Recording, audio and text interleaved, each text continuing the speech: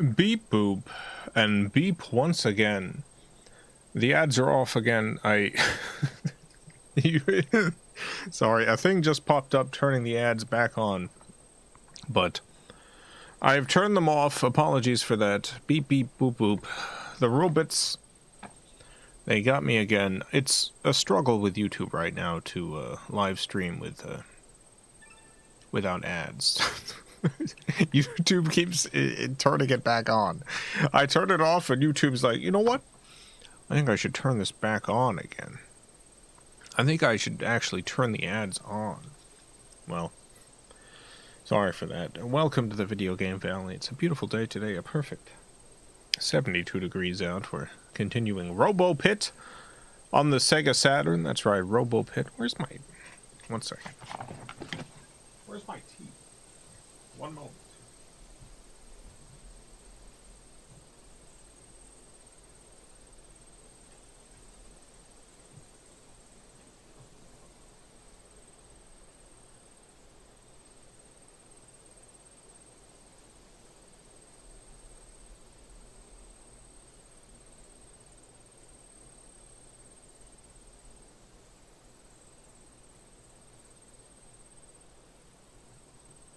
Aha.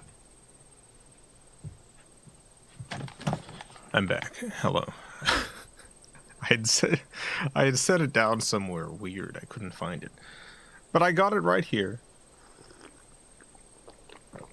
Green tea with jasmine. How's everyone doing today? Hope you're doing all right. Hope things are going well for you out there in the world.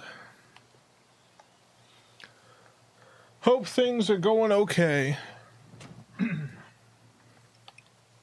with all of you. Oh, hope things are good. I made some pasta today. I made some pasta. Delicious pasta. Turned out pretty good.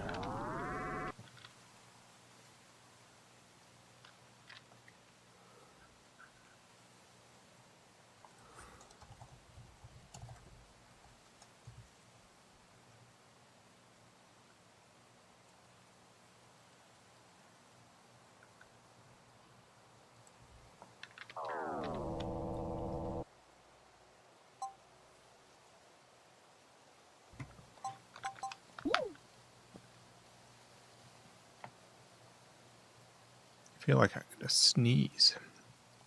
I got the sneezes. A couple weeks now. I've been sneezing more than often.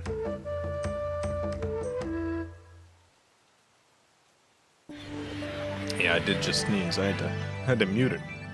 I've been sneezing more than usual. I don't know what it is. I keep sneezing. I got the sneezes.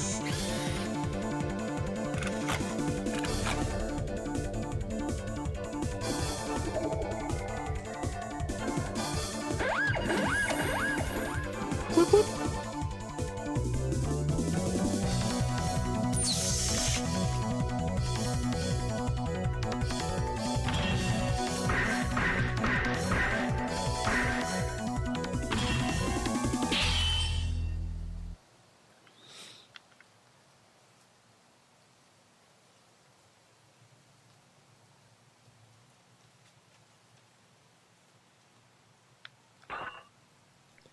Alright, let us hope that our save actually loads this time.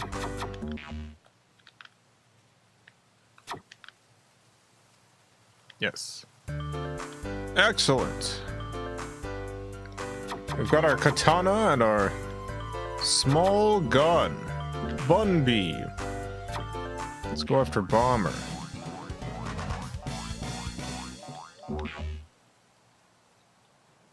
Ready?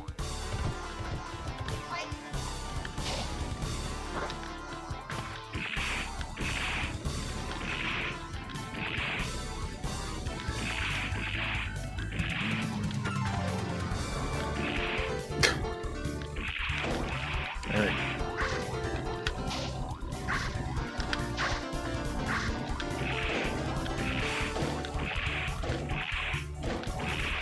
Yeah, take that, you scamp.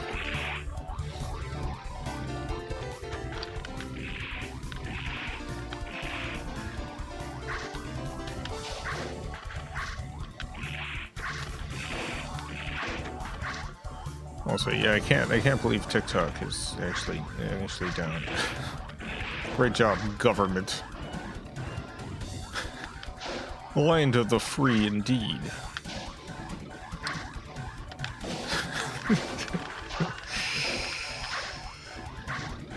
Yeah. I don't think it's a good thing that TikTok is out. I think it sucks. Like, don't get me wrong. I think TikTok as a platform has a lot of problems, but the government should not be banning it.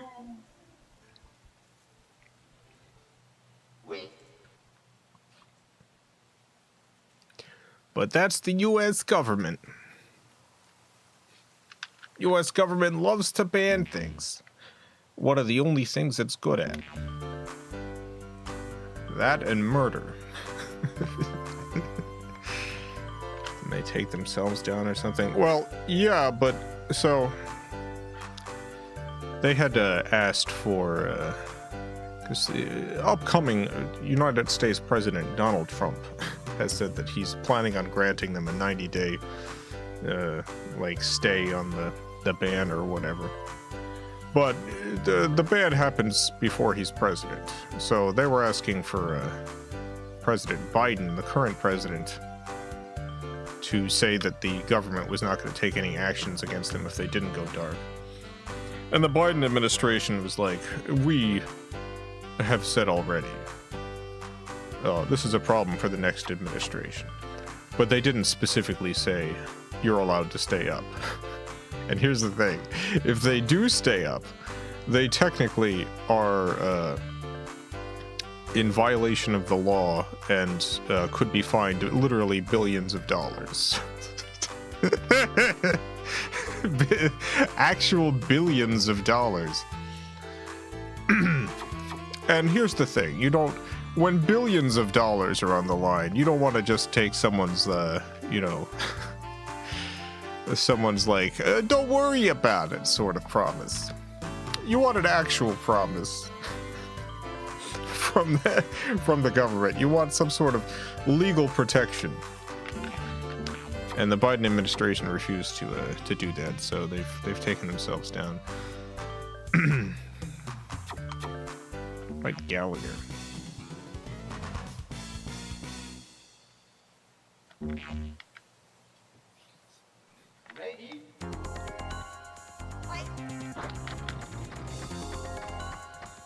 TikTok is down.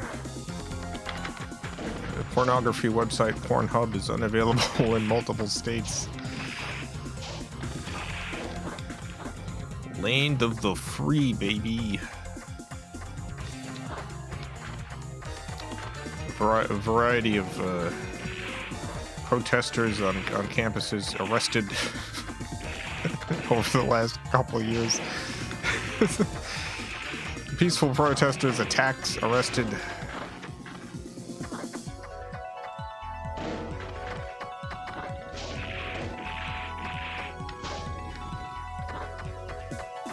Flint, Michigan actually does have safe water now. I don't think they do. No, I've seen the argument. Like, work has been done on the infrastructure, but it is not complete.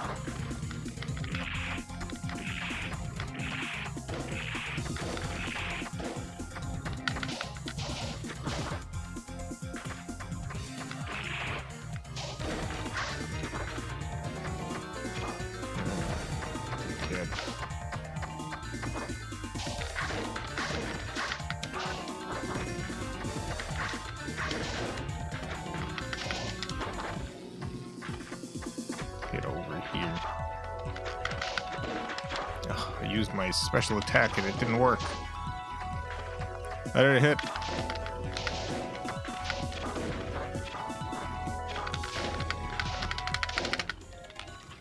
Got him.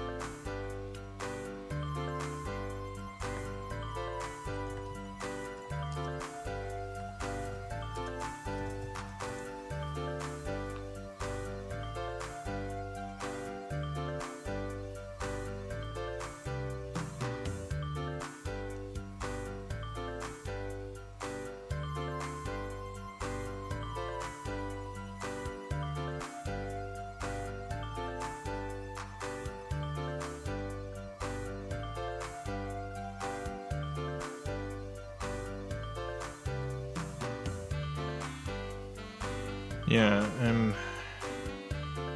so I've looked into this before, because one of the things that happens a lot when the government is involved with some sort of massive systemic failure is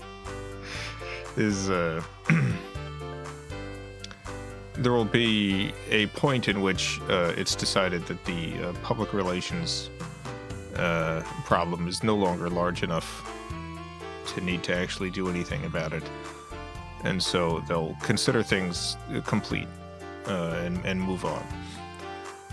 So in Flint, Michigan,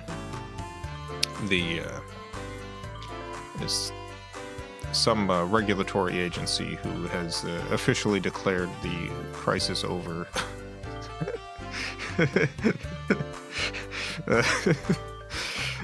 But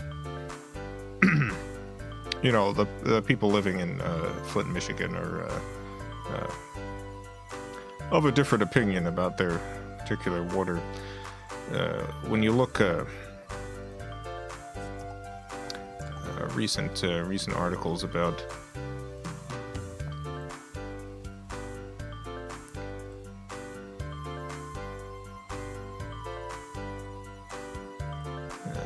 the crisis. 10 years after crisis, Flint is still fighting for clean water. This is 2024.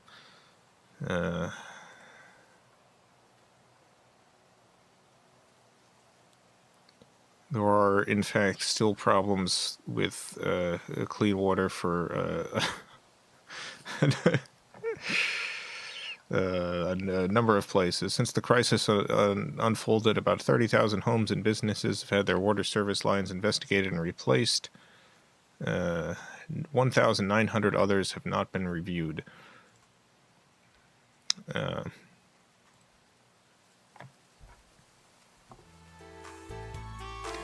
So this is 100% a case of, like,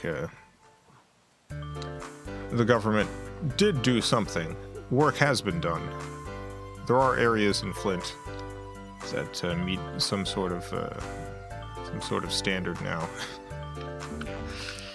But they basically got it to the point where they thought the PR would die down and haven't moved beyond that. So there are still places, especially like particularly poor areas, that have simply not actually been addressed.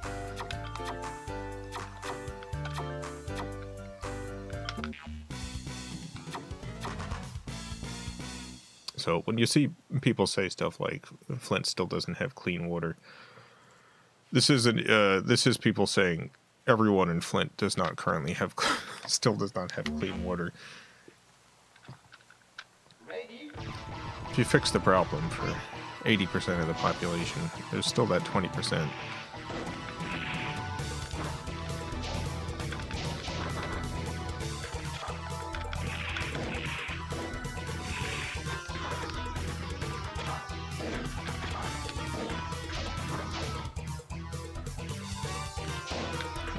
Yeah.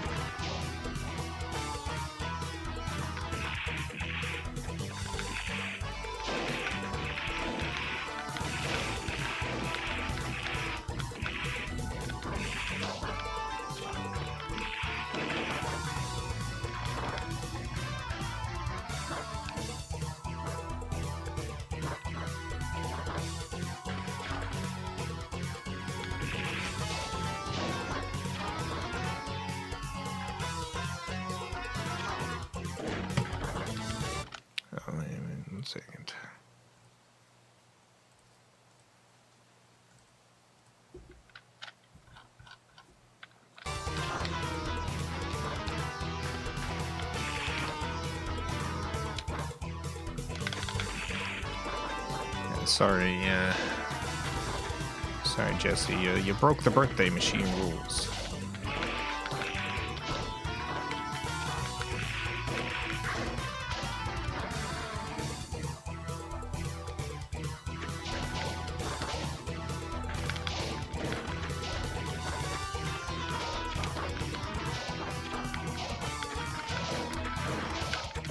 Oh my god. There we go.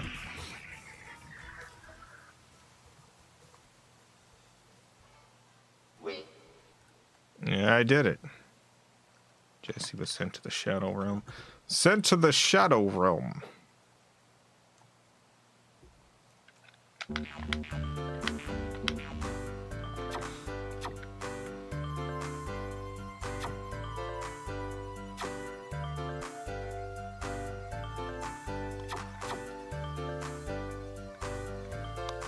Edith, let's fight. Oh, the Boom Frog, though. I don't know if we're ready for Boom Frog. Ready?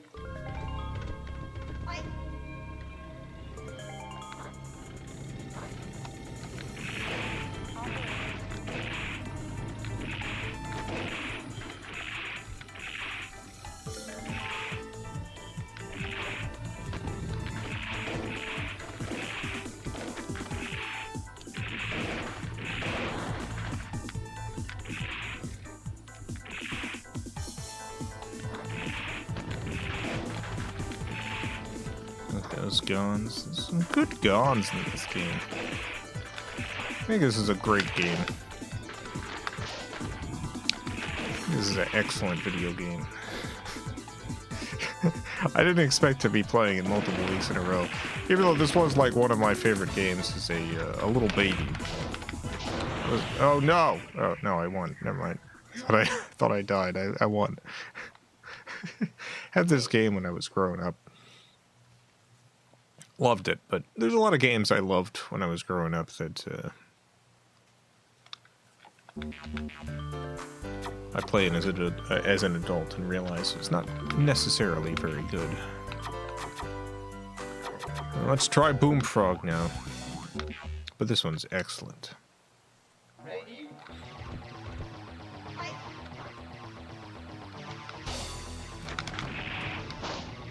Oh my god, Boom Frog, no! Frog is too powerful. Ah!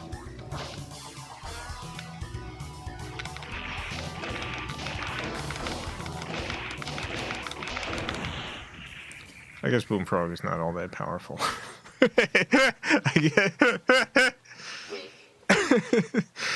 I guess we handily defeated Boom Frog.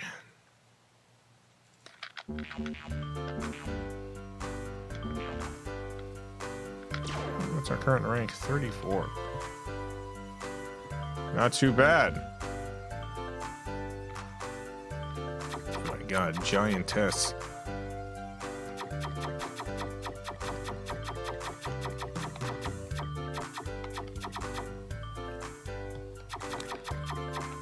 I've been writing a bunch of letters recently, and I'm thinking of writing a letter to the Pope. You could apparently just write to the Pope if you want. You could write to the Pope. Now, I don't think my letter would actually get to the actual Pope. So, the Pope has apparently like a monk and a Mother Superior and two sisters who go through the mail and sort them and reply. Or, on rare occasions, if a letter is deemed important enough, they bring it in front of the Pope and read it aloud to the Pope, at which point he dictates a response. But, you know, the Pope gets thousands of letters. It's, like, every day. It's very unlikely that your letter is going to get in front of the actual Pope. Even less likely if you're not a Catholic.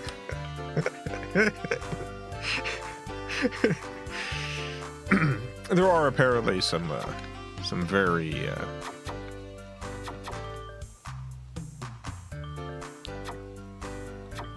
some very particular words you need to use if you want any chance of having the actual Pope writing back.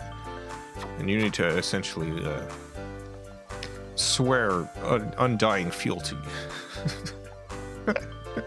to the Pope. Absolute submission to the Pope if you want the Pope to respond to you. But it's not going to happen with me. I'm not that kind of person. So I'm probably not going to get a response from the Pope himself.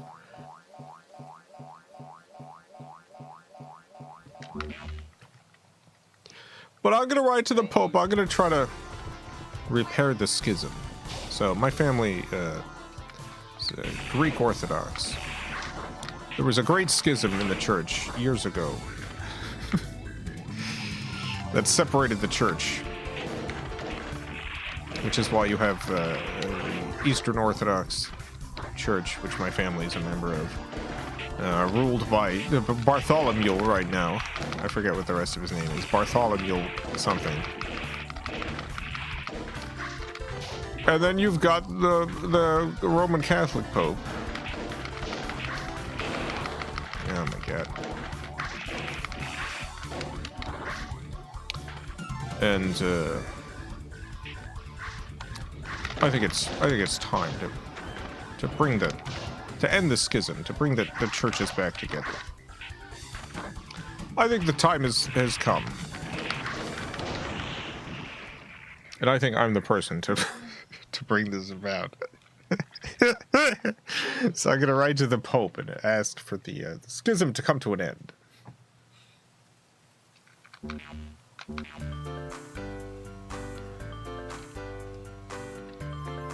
Jesse, thank you for the $2. Not repeating that mistake again. Birthday Machine is very particular about rules. Birthday Machine. If the rules are broken, Birthday Machine will go have a conniption. We'll have a conniption, I say. Happy upcoming birthday, though.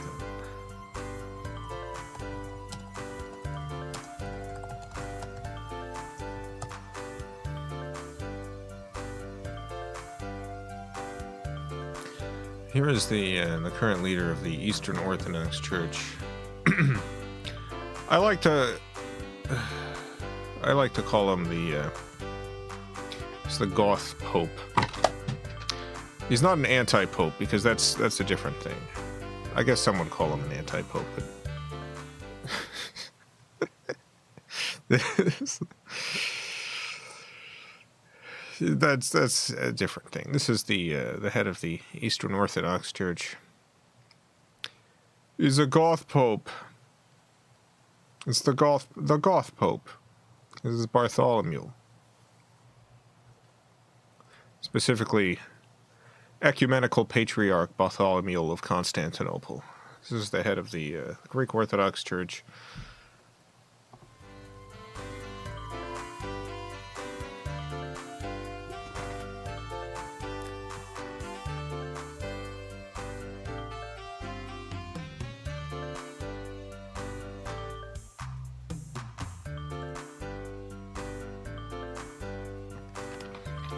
Now you might be wondering, what was this big fight about between, the Catholic Church and the Eastern Orthodox Church? What was this big fight that split the church in twain?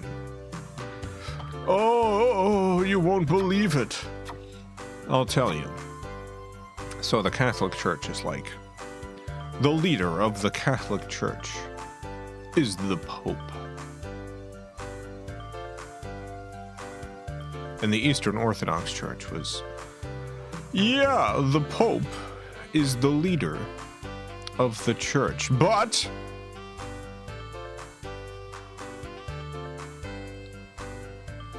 instead of being better than all the other bishops, he's the first among equals.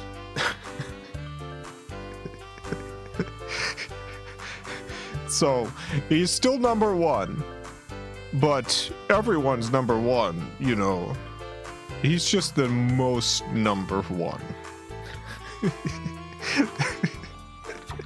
This is the crux of the disagreement. Ready?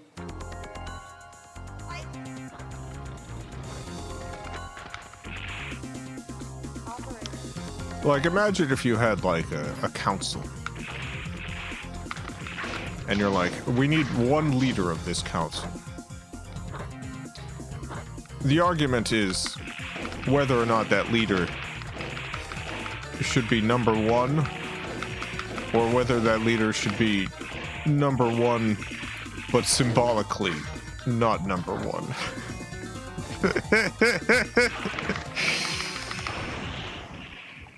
So, number one in reality, but not number one metaphysically.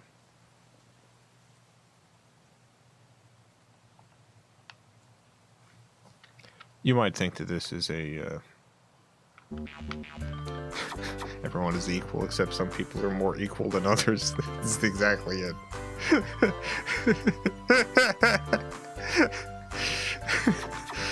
This is 100% the argument.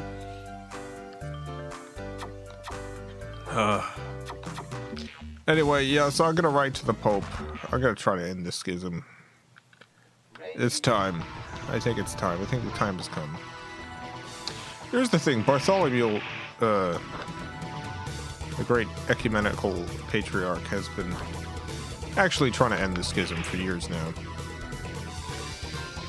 The main problem has been, well, previously the ecumenical patriarchs have been less keen on ending the schism. But the main problem at this point, in my opinion, is that the Catholic Church doesn't really feel like they need to do anything about it. Catholic Church is number one, baby. They don't gotta do anything. They're number one.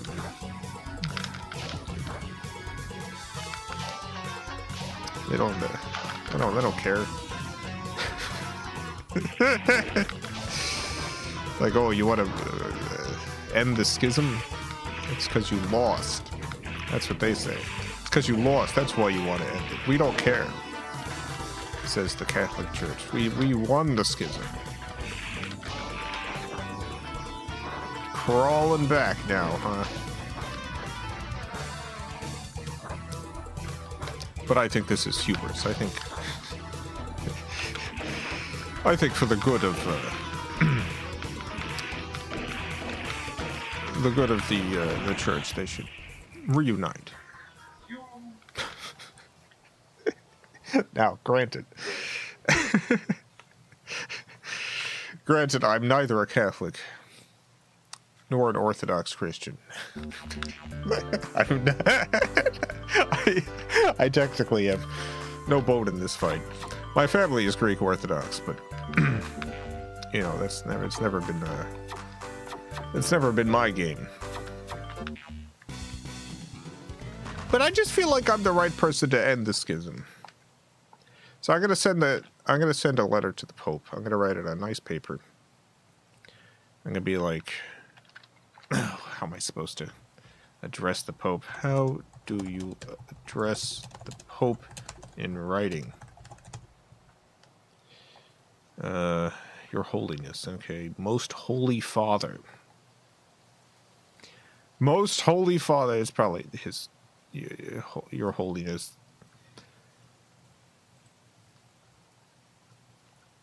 Yeah, Your Holiness. Pope Francis.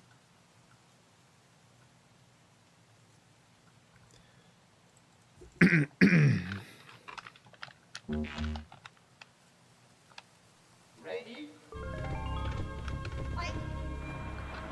Dearest Popey,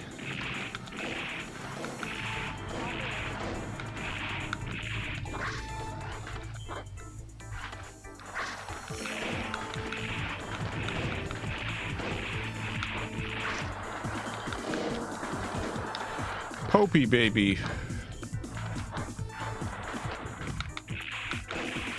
the time has come. Come on, give it a break. Schism schmism. What's the big deal? Time to patch things up.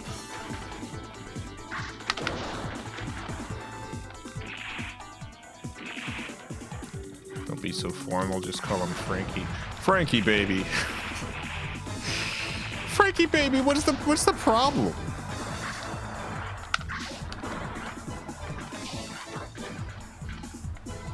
Not a Catholic, but I thought for sure there was a more holy father than the Pope. Ugh, we don't need another schism.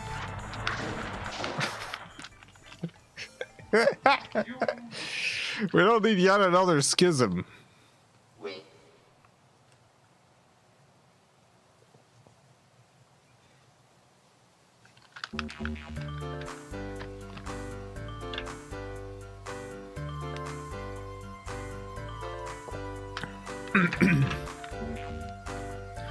I wonder if instead of writing to the Pope, I should write to a number of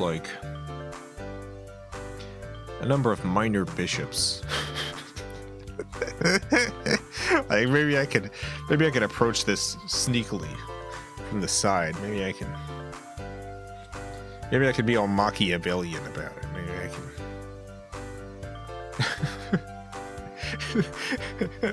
Maybe I can get some chess pieces going here. That's a wizard. Ready?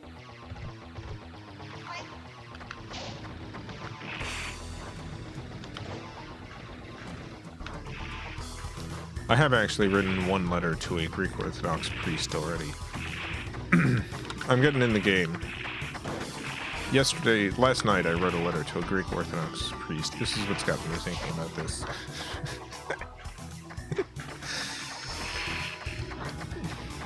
I wonder how many priests I can keep a correspondence up with. Maybe this is my thing for this year. I'm running companies, I'm running priests.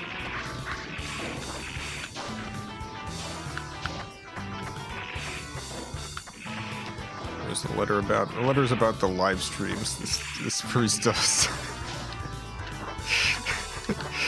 There's this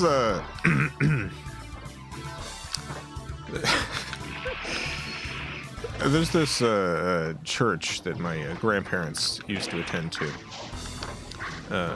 It was their Greek Orthodox church. And when I was growing up, I volunteered at the Greek festival at this church a few times. They would hold a yearly Greek festival. It was like a fundraiser. Greek dancing, Greek food, all this other stuff. Pretty common, like Greek church activity.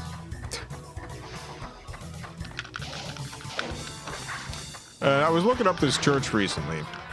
You know, it's been a few years since my grandparents died.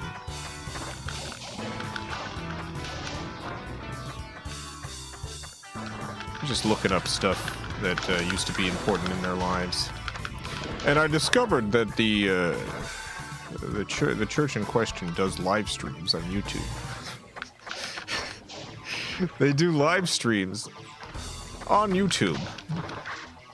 Oh, and I started watching some of those live streams, and memories flooding back. It's been the only time that I ever went to church was for my grandparents, because the Greek Orthodox Church was important to them, like culturally and in terms of community. Like, this is how they interacted with a number of Greek people in the United States. It's through the Greek Orthodox Church.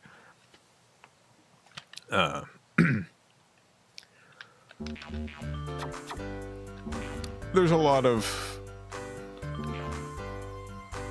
interesting things about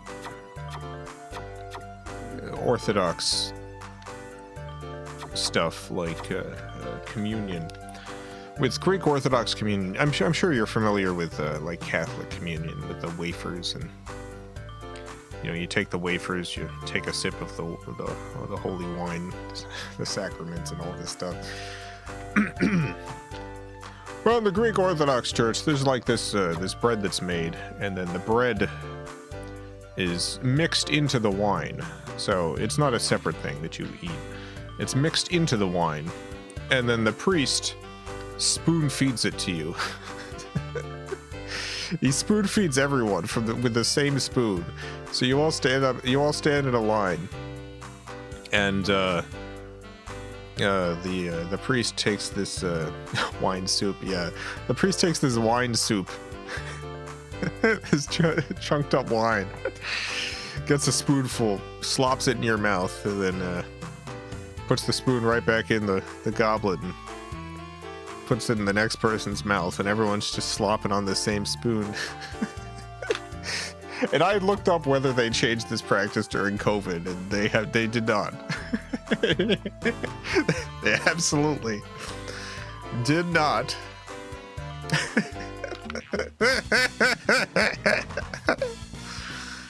So it's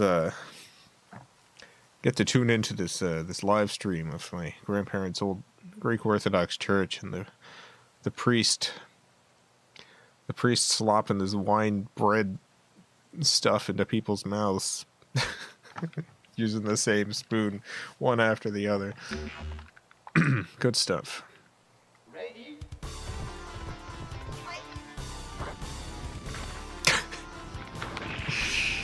Anyway, yeah, I wrote this priest. Just explain that my grandparents used to attend the church, and thanking him for setting up such a robust live stream situation.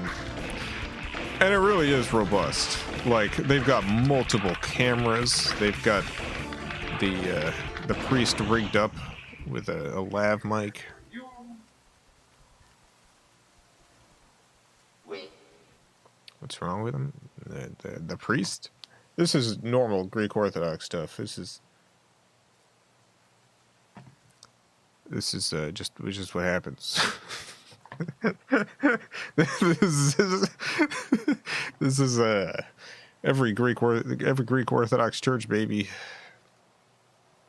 Everyone sips off the cup, and Catholic Mass is not that different. It's a little different.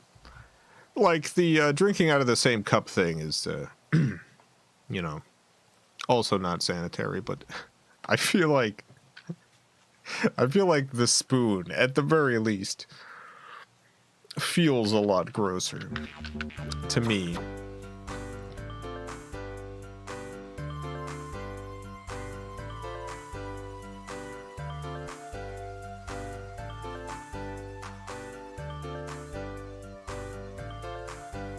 Let's see if I can find this.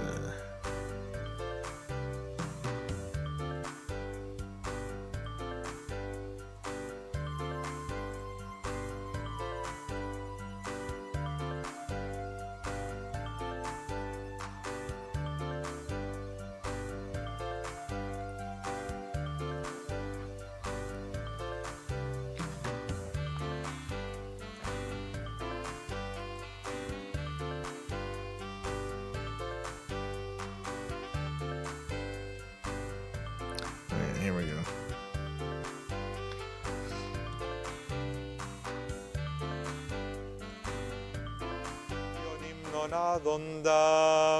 Fonda και κραγότα και λέγοντα.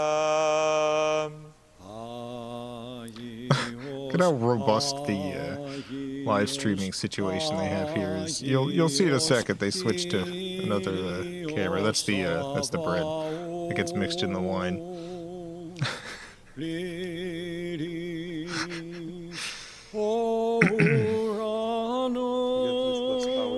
I love how dramatic it all is. I love his cape.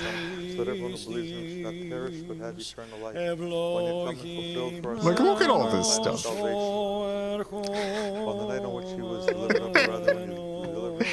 Like a little boombox. Hands and giving thanks and blessing, he hallowed and broke it and gave it to his holy disciples and apostles. And he's got his iPhone. It's something about him holding an iPhone in this situation.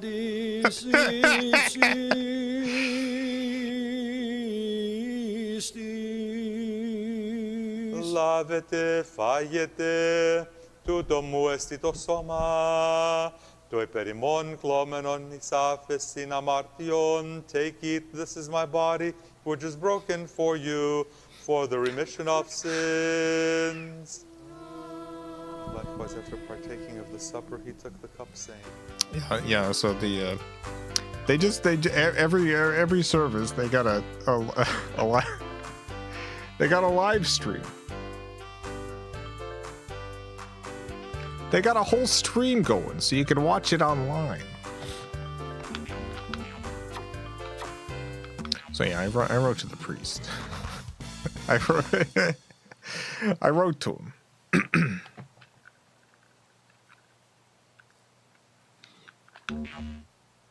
Wrote to this guy. Thanked him for setting up such a robust live stream.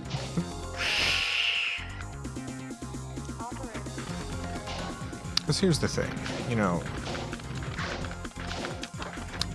you imagine like in past years, if you had like if your grandparents went to this church and you were like, remember that church my grandparents went to? The Greek Orthodox Church.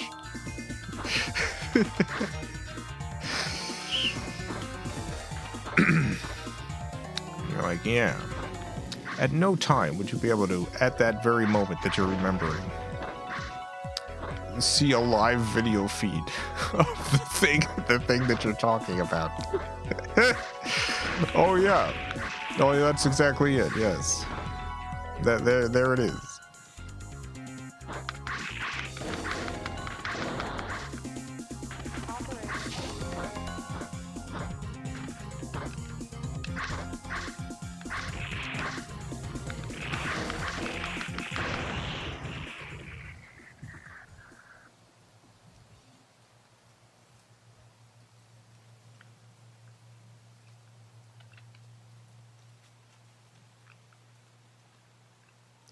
Dude is doing an ancient ritual and glances at his watch. Well, I mean, to be fair to this guy, he does this ceremony like he's done it 1,000 times at this point.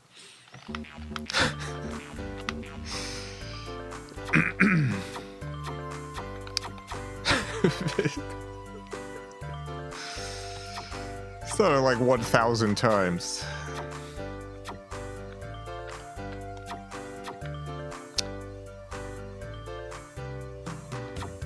Slimer.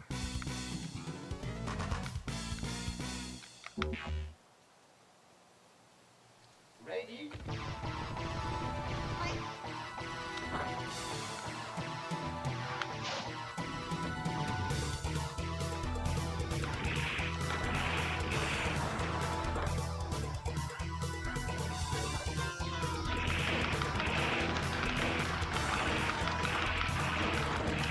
Yeah, doesn't look like Slimer. No.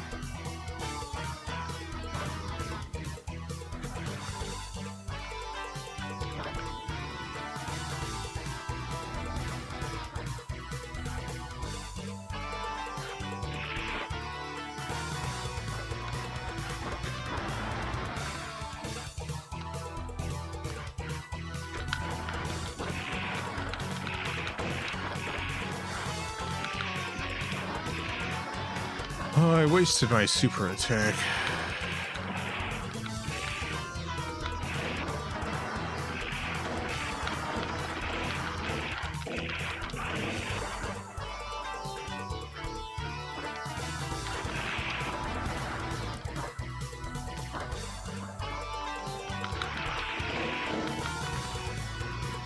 Searching around for satanic temple live stream stuff.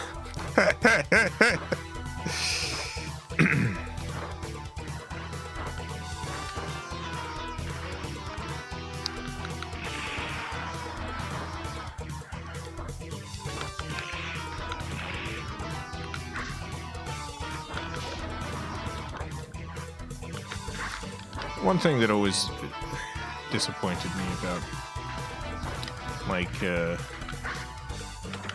modern day Satanism is largely the lack of actual belief in Satan. Like, I understand modern day Satanism is religion antagonist. It's an atheist movement. Largely a political one. I understand its significance, but I always thought it would be interesting if there was, like, essentially Christians who believed, like, the entire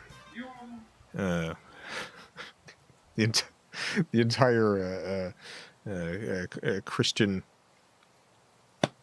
religious stuff, but then came down on the side of the devil.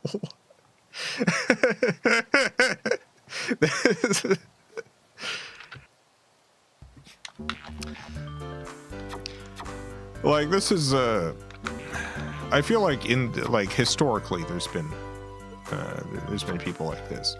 Like, there have been satanic cults in the far yesteryear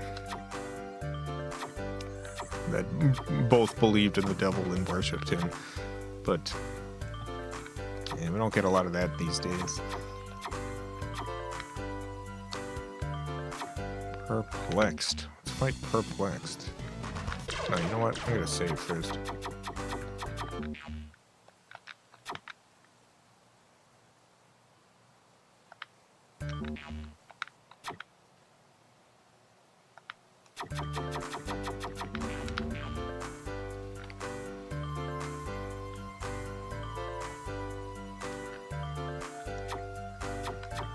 I feel like the closest that I can think of in terms of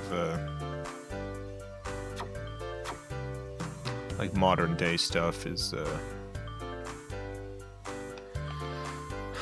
Anne Rice. Anne Rice is she was a writer, wrote the Vampire Chronicles series, Interview with a Vampire, etc. She was a lifelong Catholic, but fell in and out with of the church stuff over the years. Lost faith in the church as a body, and there's a book that she wrote in the Vampire Chronicle series, Memnoch the Devil. And I think it's her best work. Extraordinary book.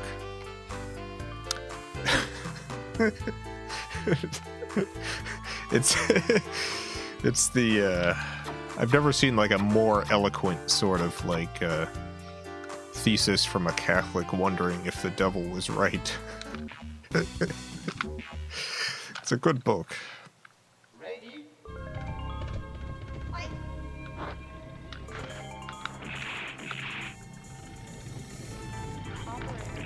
Stopped reading her right before that book. It's my favorite Anne Rice book. I think it's her masterpiece. It was reasonably disliked upon release, I think. But I do genuinely think it's her best book.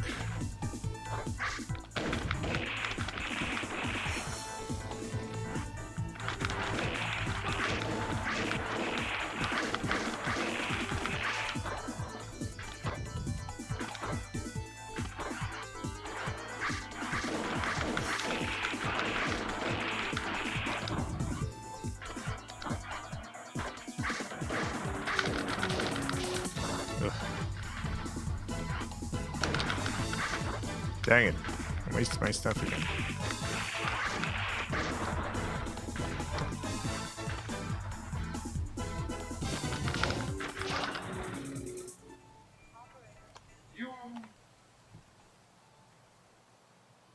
Wait.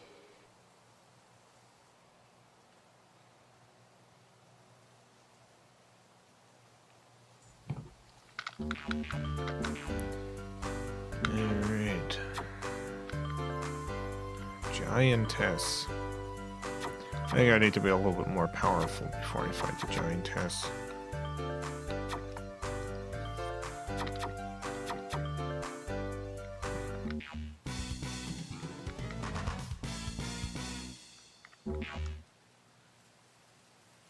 Ready?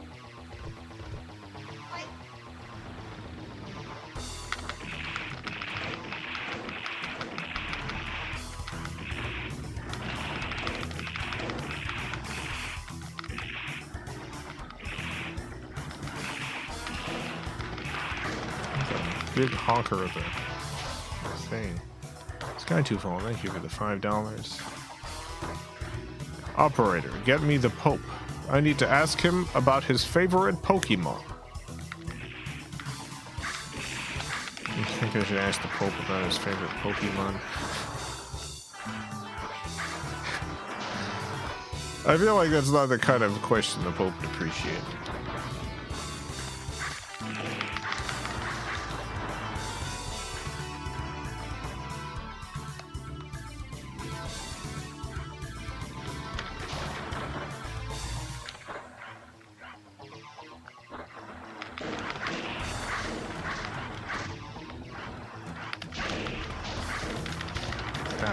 Oh my god.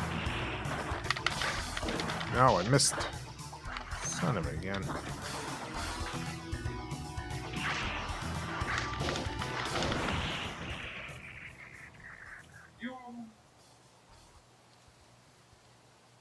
Wait.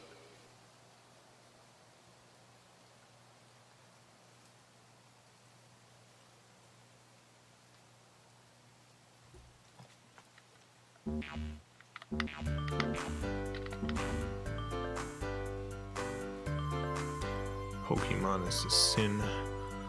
Oh, Pokemon is a sin. No. If I wrote to the Pope about Pokemon, the Pope forbade me from playing Pokemon ever again. Oh, what would I do? I guess I would remember that I'm not a Catholic and continue playing Pokemon.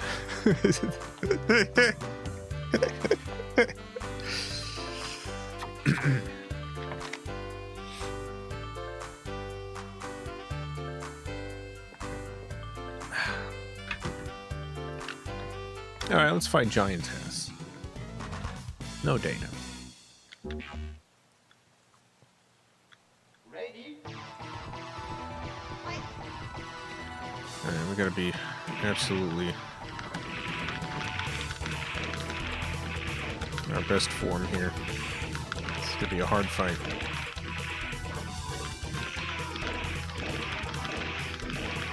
As much damage in with the gun as we can.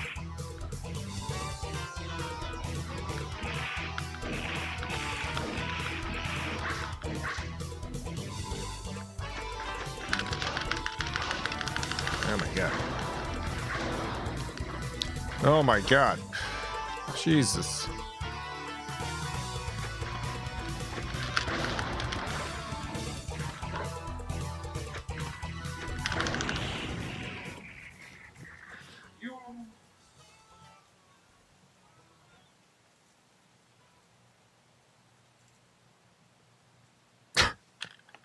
Yeah, well, I lost.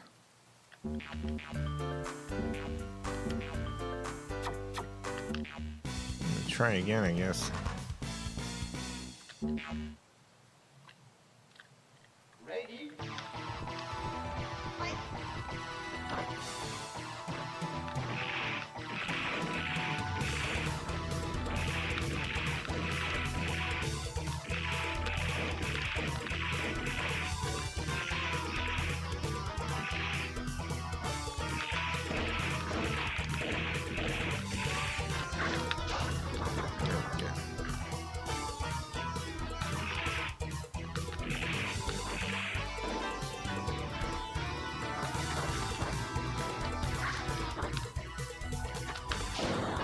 All right. Now we're cooking. You hear me? We're cooking now.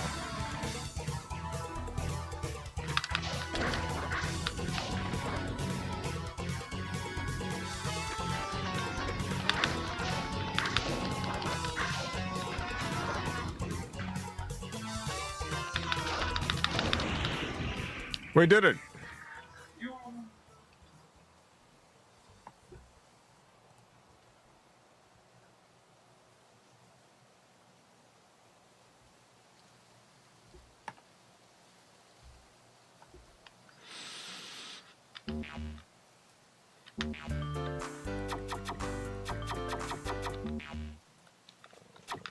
Save my game again.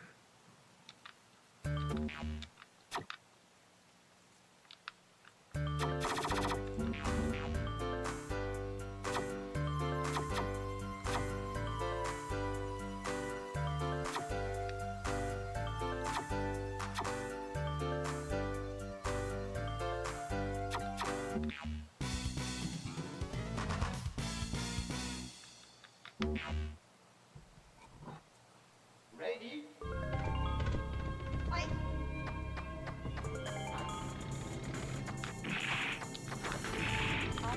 I don't like this guy. Something about this one, it creeps me out. Something about the way he's walking.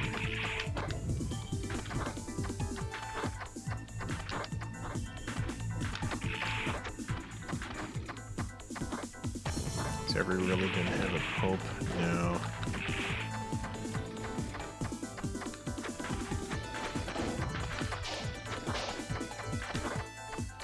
A lot of religions have a leader figure. The Pope is a very particular type of leader. The Eastern Orthodox Church's leader is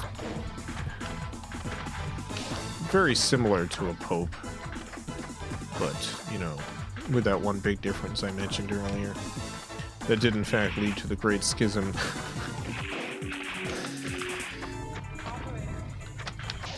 Ugh, missed.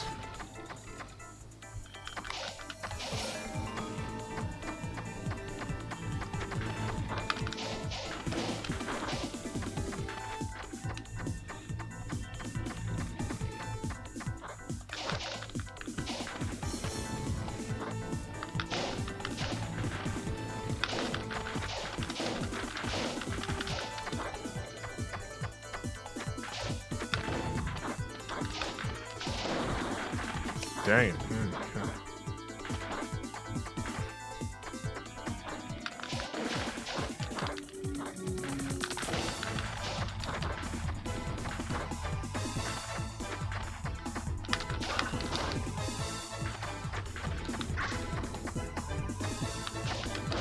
No.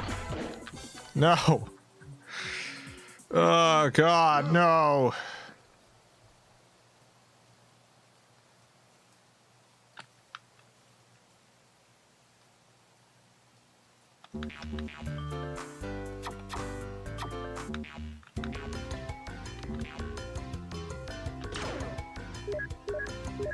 Pretty sure we still got a katana.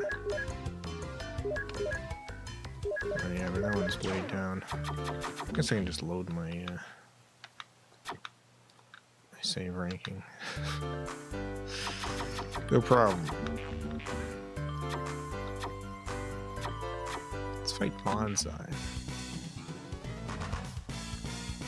CPU opponents are getting tough. Yeah, my main problem at this point is that I've kept the same terrible weapons this entire game. These are not good weapons. This gun doesn't do a whole lot of damage.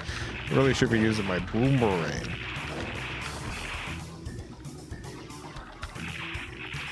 The gun has a nice range and stuff, but at this point I really need more damage, you know.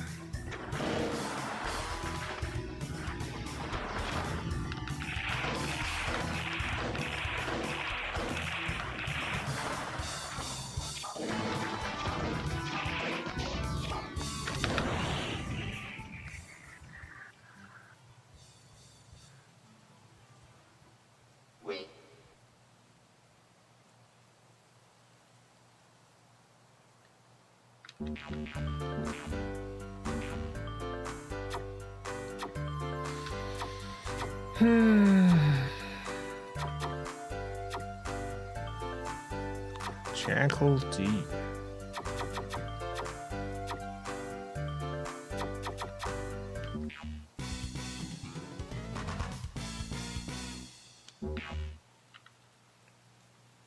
Ready?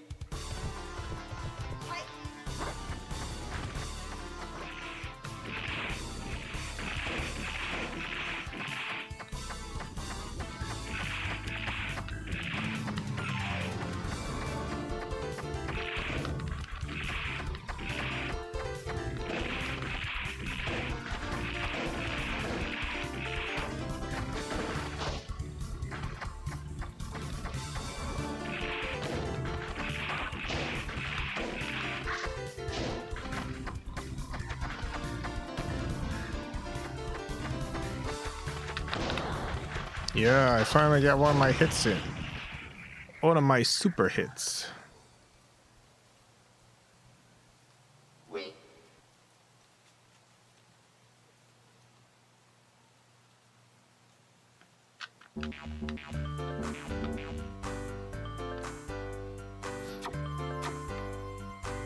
That's right, Jinsu.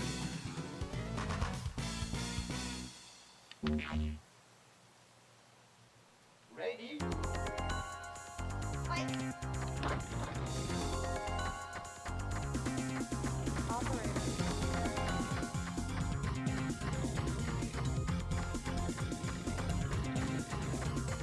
You coming?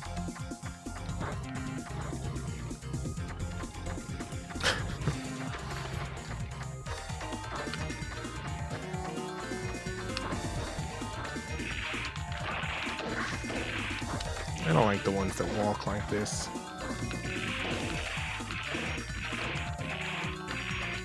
Creep me out.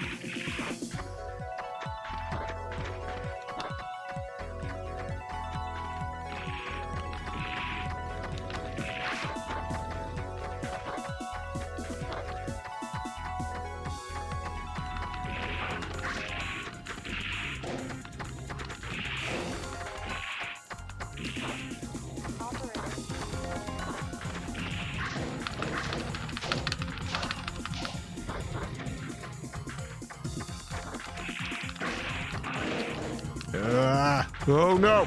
No! No! Oh god. Alright, I'm gonna load my game again.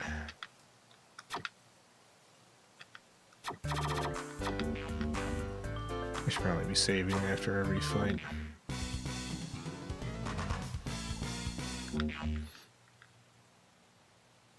Ready? Radiance in the text box. That nostalgia good. They don't make radios like that anymore. This is what the world will be like in about 5 months. This is the future, baby. This is what's coming.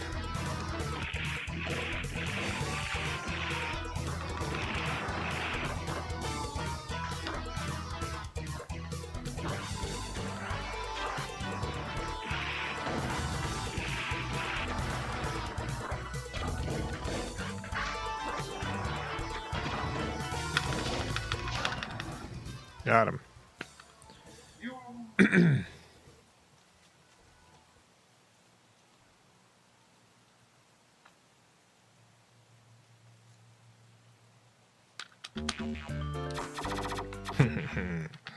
Time to save my game.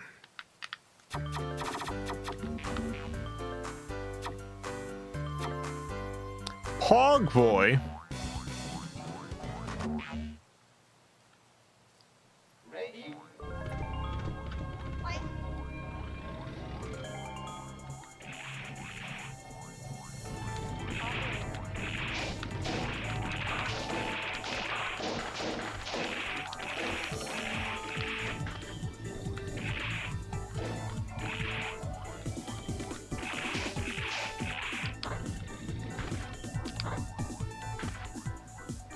You know what's the interesting thing about...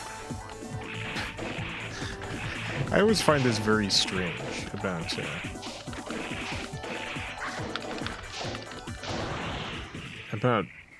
religion in general.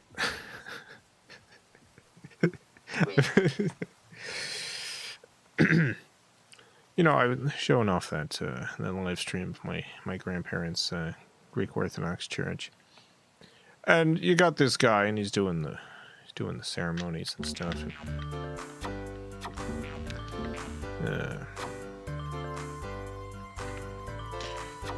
you know, that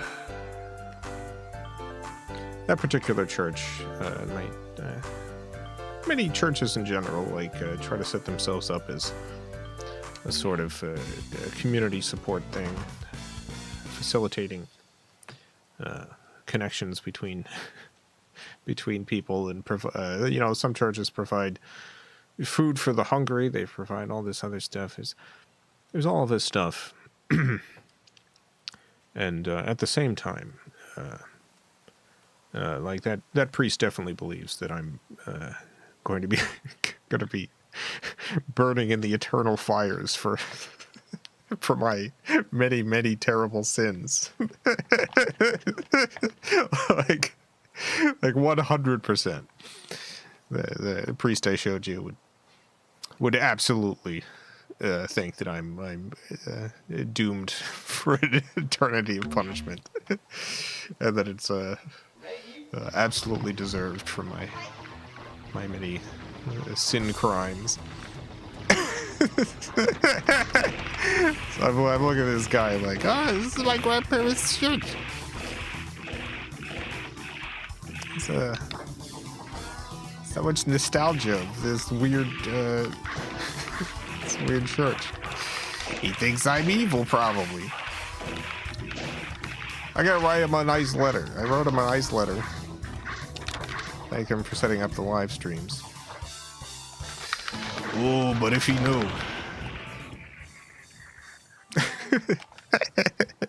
Tom Alexi, thank you for the $2. Jesus is the bread. People don't know this. Jesus was a big old loaf of bread. People don't know this about the Jesus.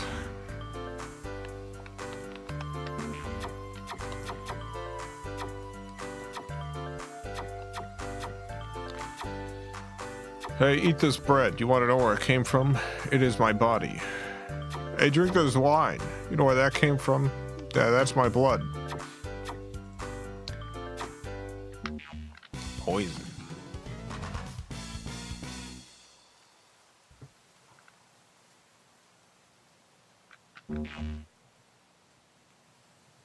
Ready?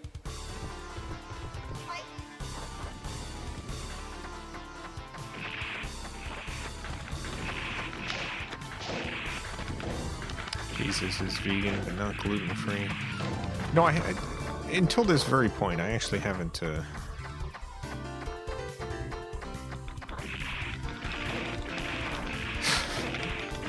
I haven't thought of the problem of gluten-intolerant Catholics. I mean, I assume that there is like gluten-free communion wafers and stuff like that, but like, I wonder how ubiquitous it is. Like, is this readily available? Is this a normal church thing that they provide now?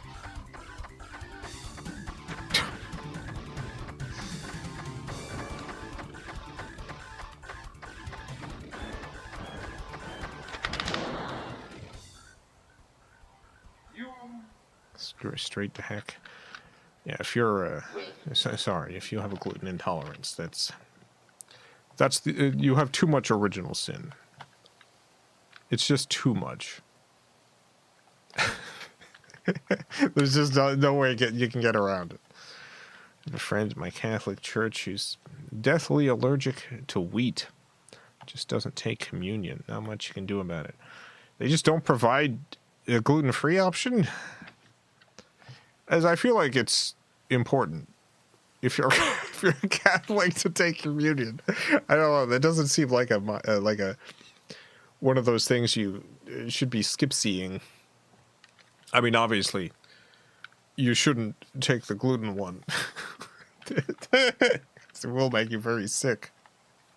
But I feel like they should provide an alternative if there's someone in their congregation who's gluten intolerant.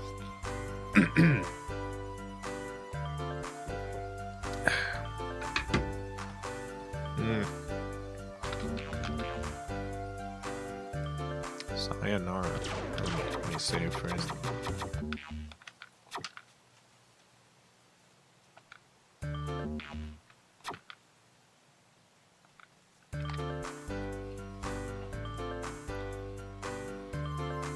Marcus, thank you for the $5. Been listening to the Thin Man novel. I forgot Nick Charles was Greek. Book doesn't make a huge deal out of it. Guess that was huge in 1934. The particular type of Greek racism around that time period. There's well, there's two types.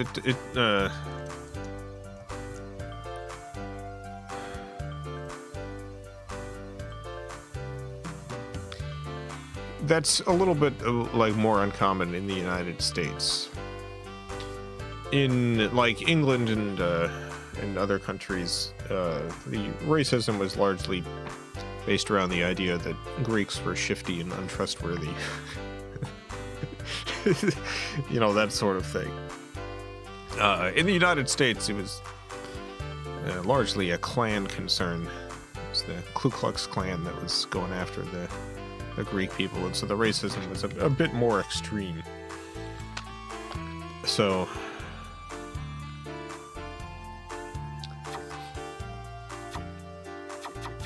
yeah.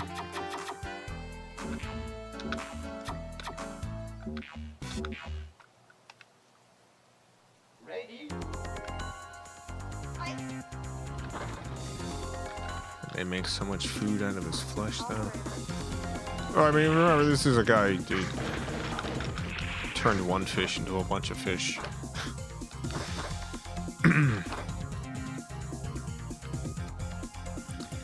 This is like one of Jesus's core abilities. Additional food when needed.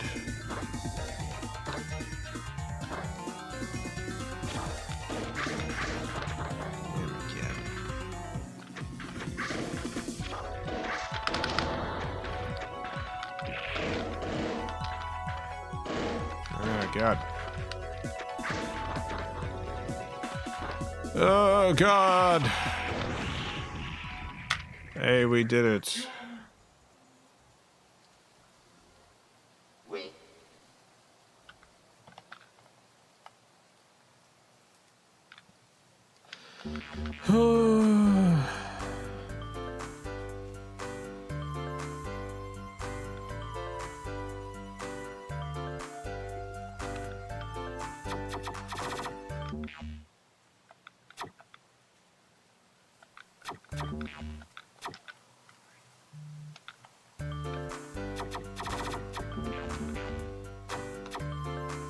Poison. Pretty fun poison, right? What rank are we right now? 16. Marcus, thank you for the $2. You ever read any Dashiell Hammett?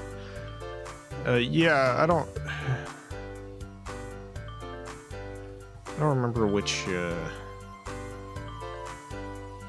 read the Maltese Falcon. I don't remember what other stuff he did though.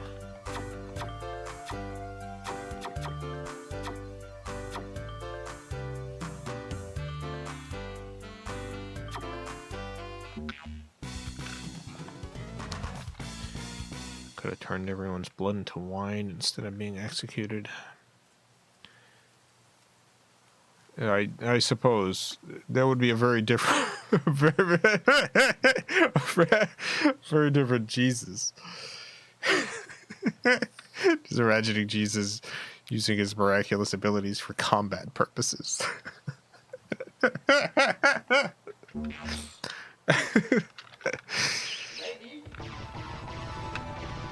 Why did Jesus just walk out in the middle of the ocean where no one could follow him? It's a skill issue, Jesus. He could have gotten away from the Romans, no problem.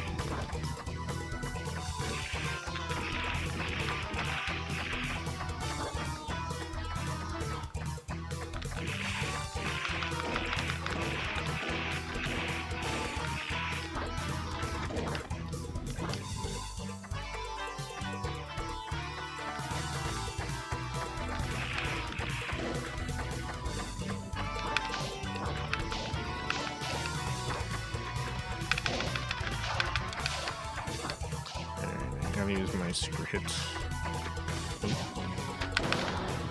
Got him.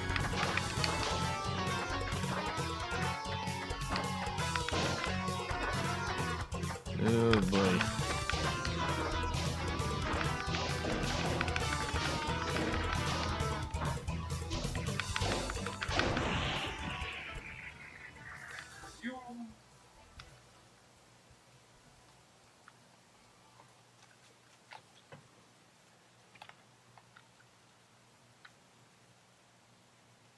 Big novels for the Thin Man, Glass Key, and Red Harvest.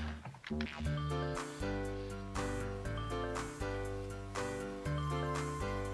think I read Red Harvest. I don't think I read the Glass Key.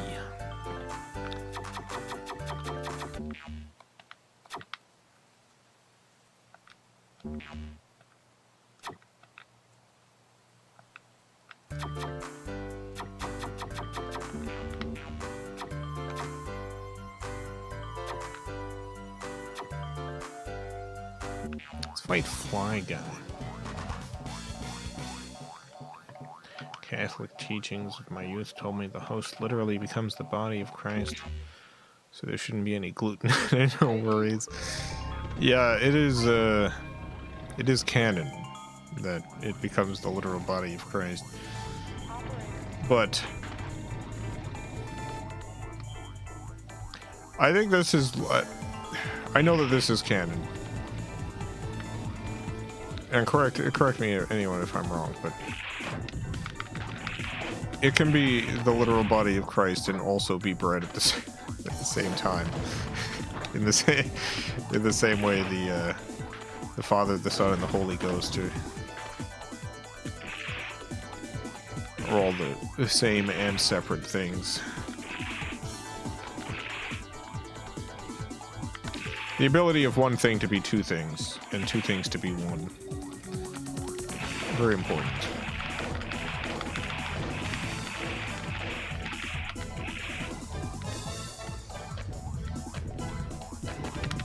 Religion Talk Night. Welcome to the Video Game Valley Religion Talk. That's right.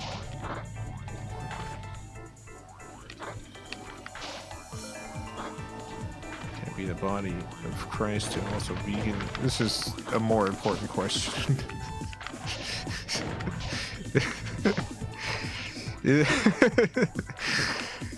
Our community wafer is vegan.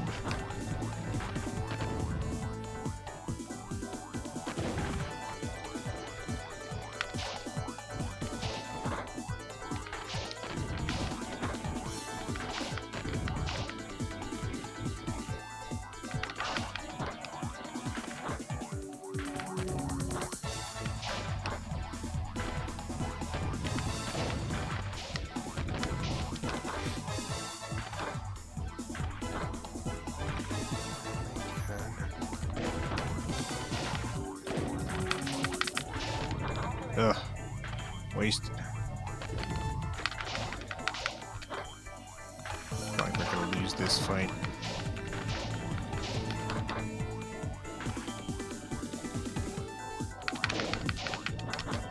Oh no. The opponent has a...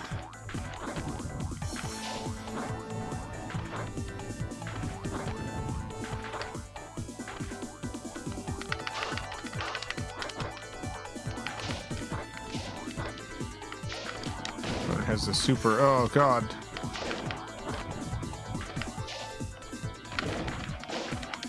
No. No. Oh, well.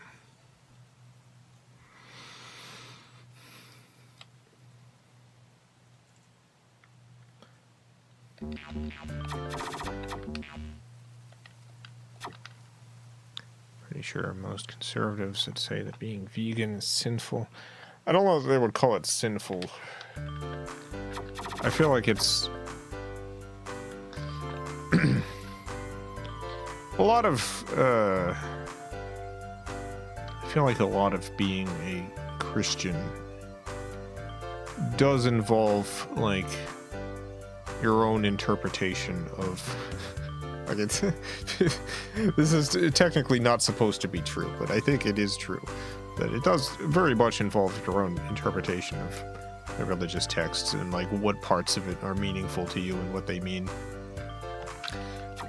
what you feel like they mean in the broader context. So what I mean by this is there's very few Christians living alive today who consider it against the will of God to wear clothing made of multiple fabrics, even though the Bible strictly forbids this.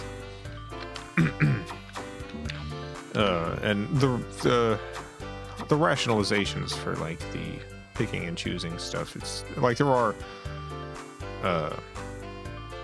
theological arguments in favor of like ignoring most of the Old Testament rules. Most, not all.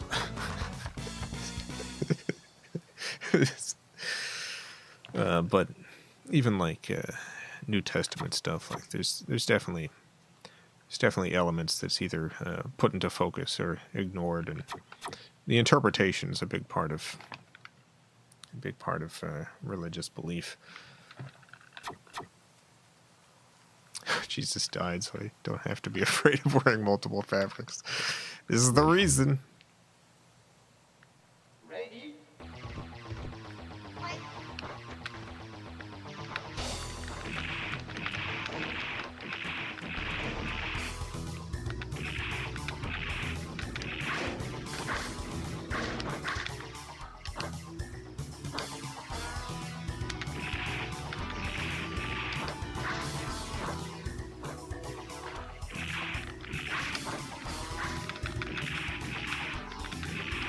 So yeah, if you're a Christian vegan, then you are taking the part of the Bible that specifically gives man dominion over animals, and being like, well,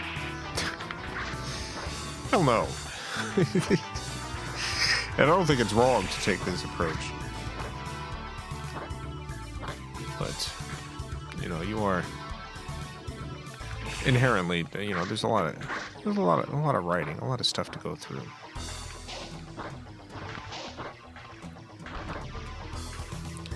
What is allegory? What is literal?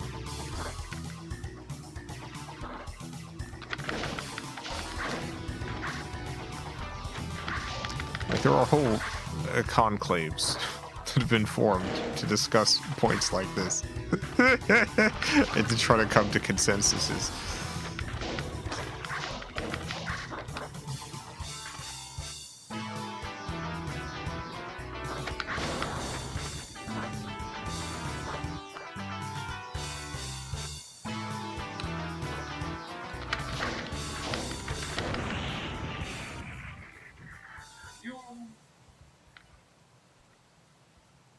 Wait.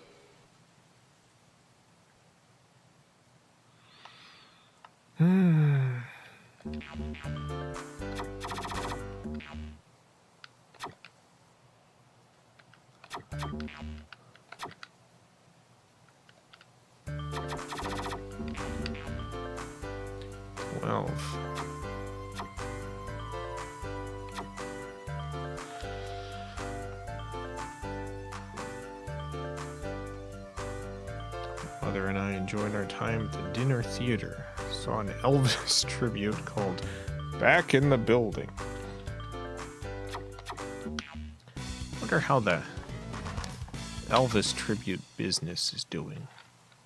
I feel like there was a larger market for like Elvis acts back in the day,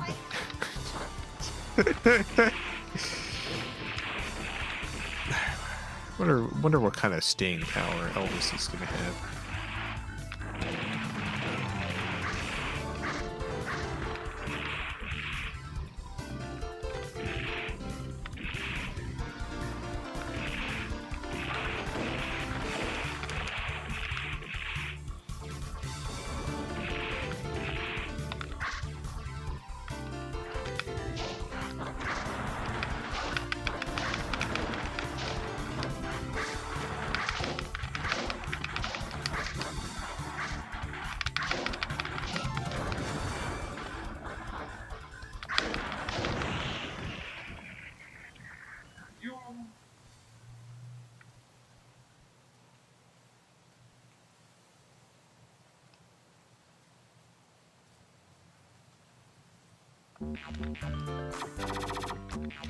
Save again. Data saved.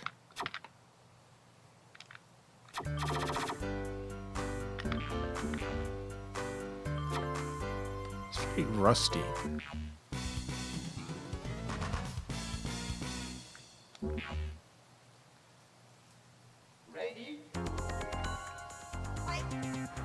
staying power does Elvis have is a very funny question to me. Well, because there was a period of time in which I would have said Elvis is like, you know, going to be in the cultural consciousness forever. But I feel like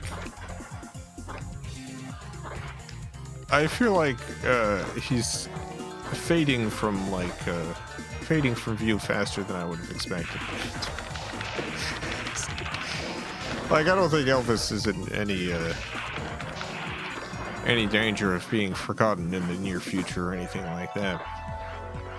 But it's just like, you know, when I grew up, there was a lot of Elvis references and stuff because the people making the things had grown up with Elvis being a big figure in their life. And now it's just largely like people like me who,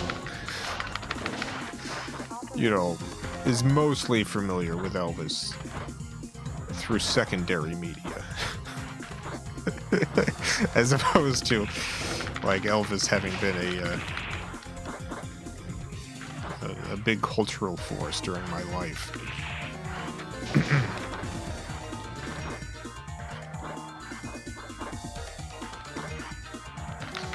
Like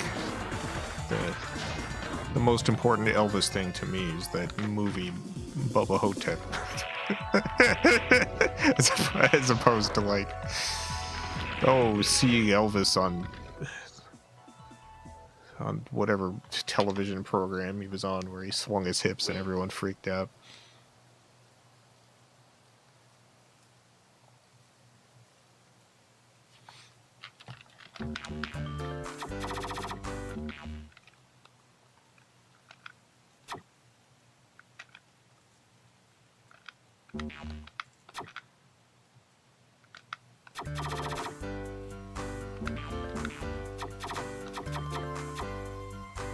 Tochika. Oh my god. Tochika might be too powerful. Let me fight High Five first.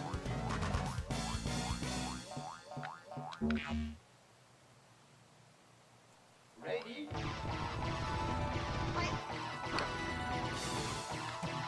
But I live to see the Beatles become obscure. I think the Beatles had too many songs that have, like, across too many genres, like, they're all rock, but, you know, too many songs that have too much of a timeless quality about them.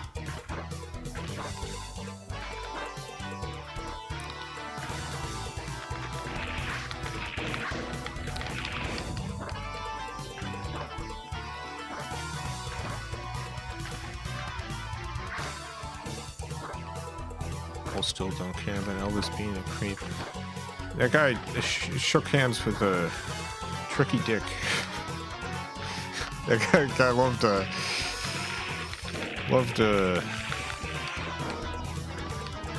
loved Tricky Dick. Could not get enough.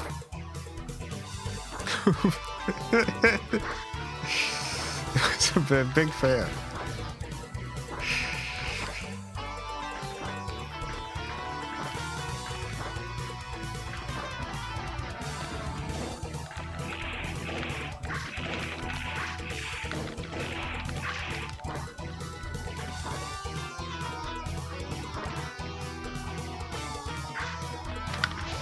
Ugh, I used my big attack on nothing.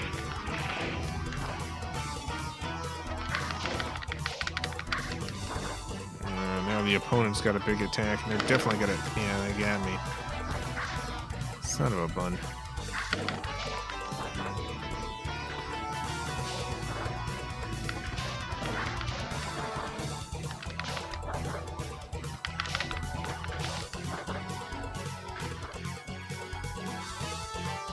First wife is 14 then as well. Yeah, there's a lot of unsavory Elvis stuff.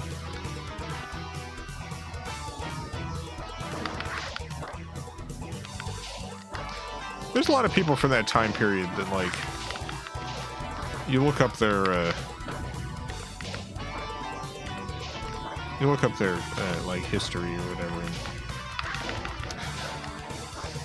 you're like, oh, this silent movie star. Charlie Chaplin. Big,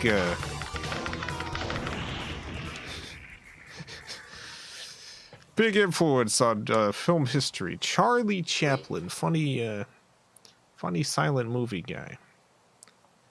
Who is he married to? What the?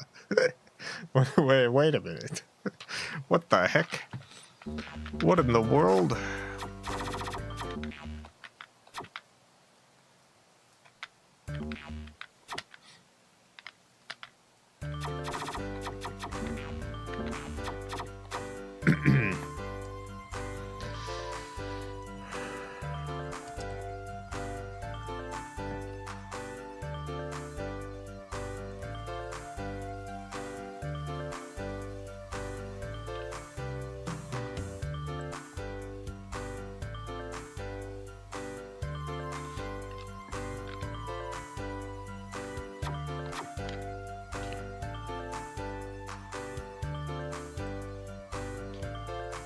Boo boo boo boo boo boo boo boo boo boo boo.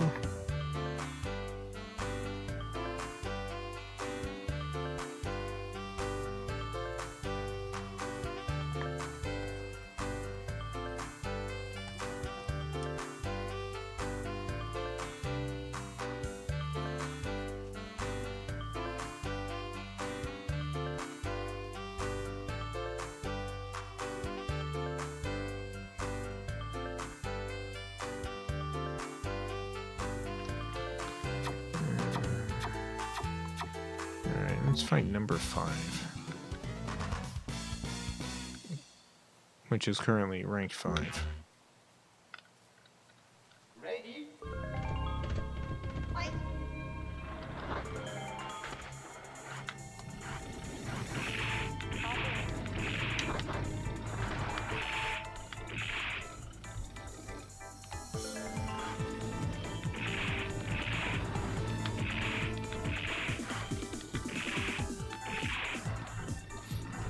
It's hard to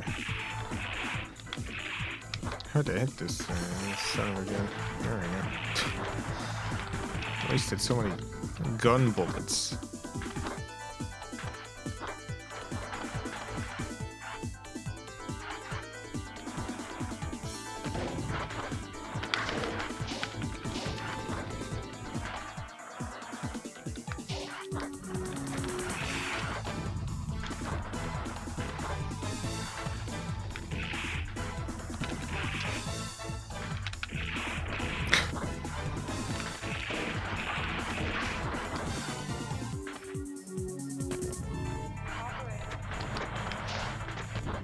Disassemble. No disassemble. Johnny 5. No, I missed. Oh, God. I don't think we're going to win this fight.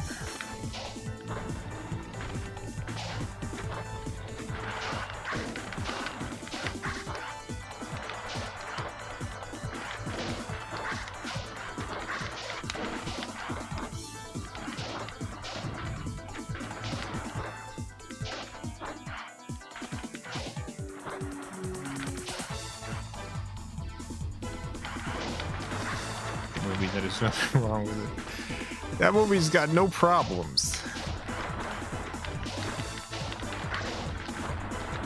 Famously uncontroversial film.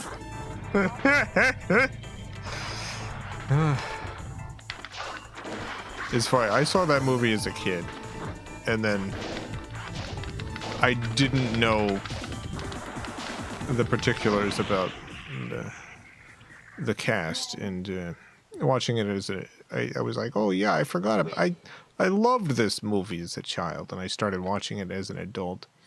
Like, what the? Wait a minute. What the heck? What? Oh, it's a Breakfast at Tiffany's situation, but in a much less good movie.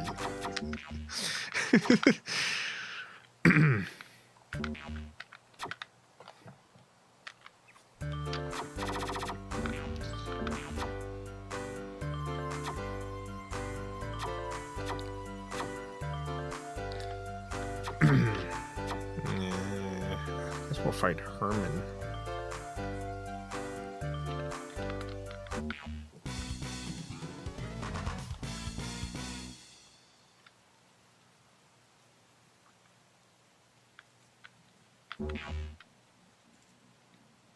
Ready? Fight.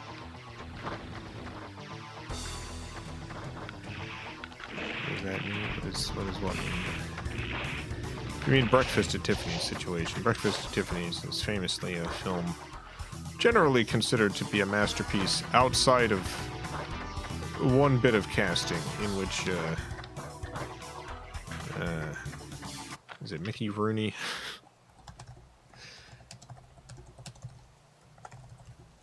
Yeah, Mickey Rooney, who is, I must say, not a Japanese man. He plays a Japanese man in it. With huge buck teeth, makeup to make his eyes look all slanty. And he does the most racist possible Japanese man.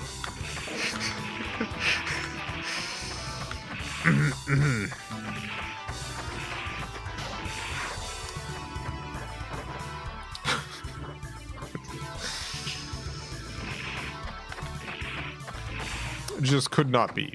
It could not be more racist. A famously racist portrayal.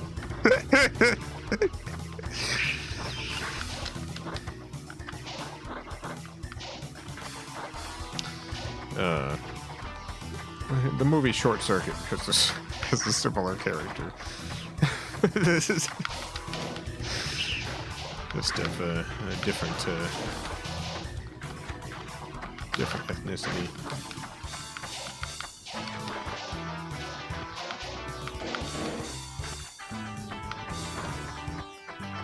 Yeah, I'm gonna lose this fight.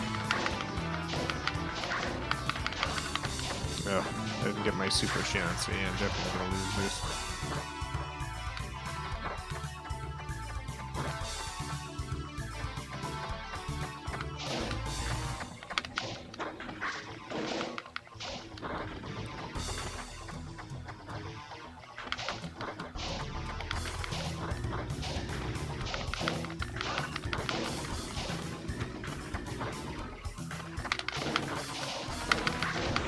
No! Casual racism sure was ubiquitous back then. I mean, it was, but this stuff is it was not casual racism.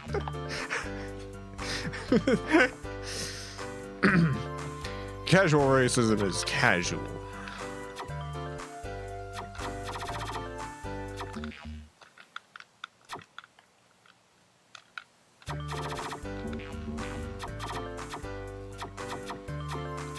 Geomantis.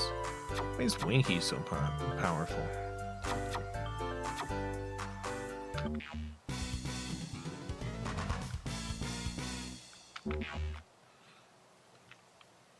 Ready? Fight.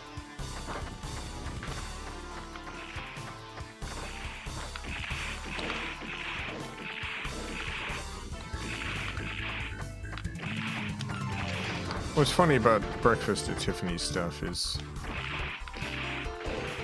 you look into like the making of the movie and stuff, and every step of the way,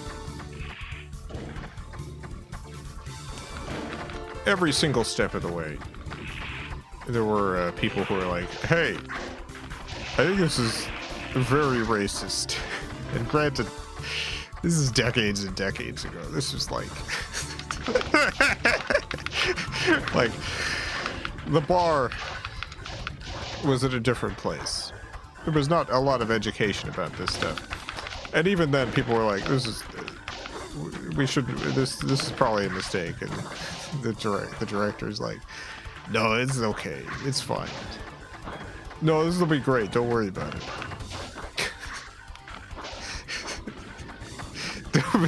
Don't worry about it, it's fine. We're like, alright, I don't think you should do this, but I'm not the director. And then the movie comes out and immediately immediately there's like protests and stuff, and it's like outrage over this portrayal. And they're like, oh, how could we have known?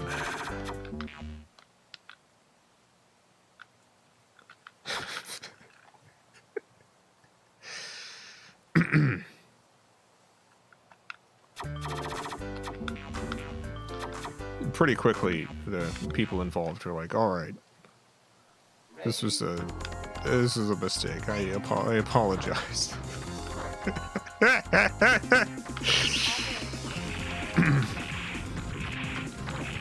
Like, one of the things that I think gets lost in the historical analysis of this stuff is it's easy to think back on this kind of thing and think, well, it was a different time.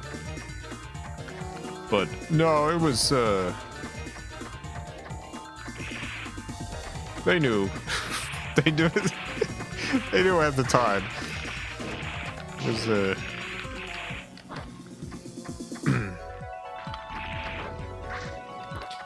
taking an acting job away from someone and giving the part to a white guy in makeup. The thing about that is that was pretty common and pretty uncontroversial in at least among white culture. But the breakfast at Tiffany's thing was a whole different bag. Like, there had been plenty of yellow face characters before and after that movie came out that did not garner nearly as much controversy. The reason why that particular movie is so well known for this stuff is because of how extreme it was at the time. Oh my god, I lost again. Look at that.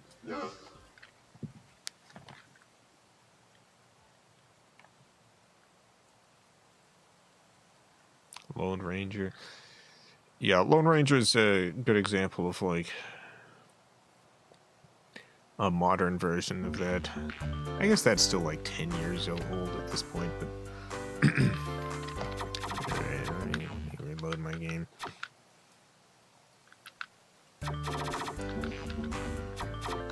I'm determined to beat Herman. Ready?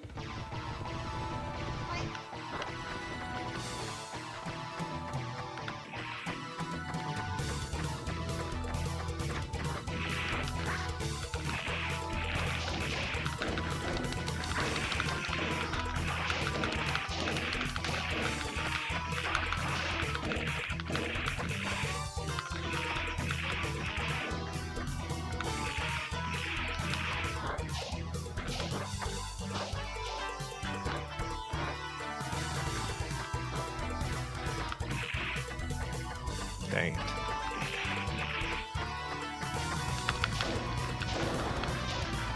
Yeah.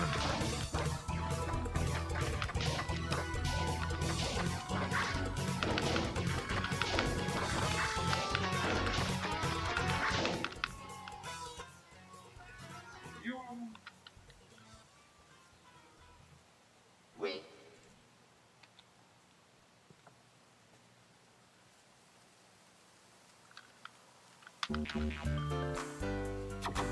Definitely gotta save now. Alright, rank 4.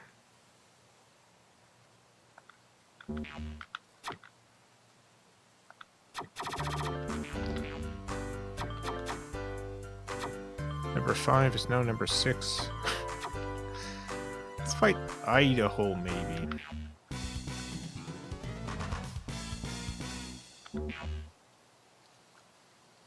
Ready? Want to see a white actor playing ethnic character tier list.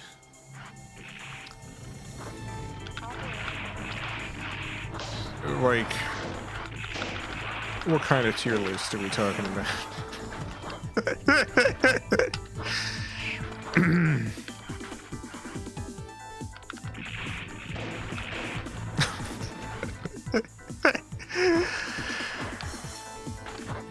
Here's the list of all the times a white actor played a non-white character, but actually did a great job.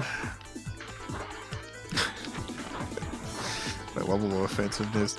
Yeah, is it by level of offensiveness? What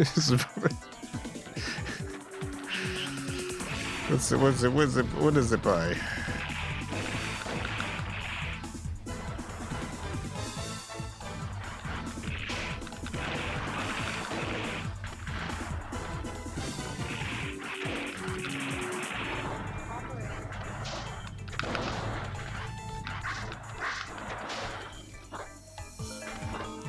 A year ago, Johnny Depp was advertising some cologne with a bunch of Native American imagery. It was called Suavage. Very classy.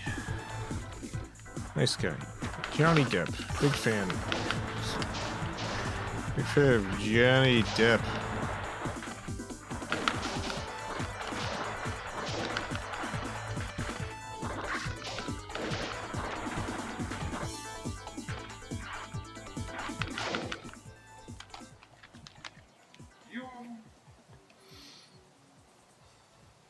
Oui.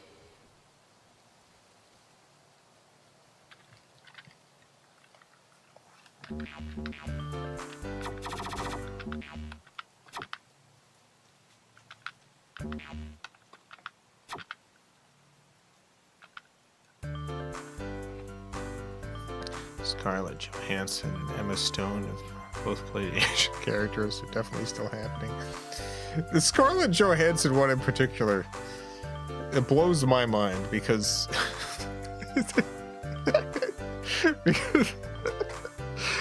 because I feel like it would have been pretty easy to write that character as just not being Japanese. Like, you know, there's a lot of cultural exchange that happens with the United States and Japan.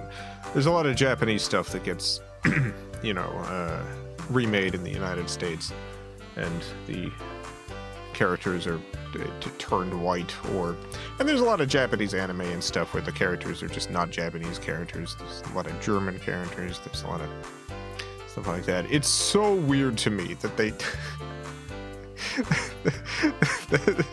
that when they cast Scarlett Johansson and Ghost in the Shell, they're like, all right, she's the soul of a Japanese woman in this machine. Like, you could have just not written that.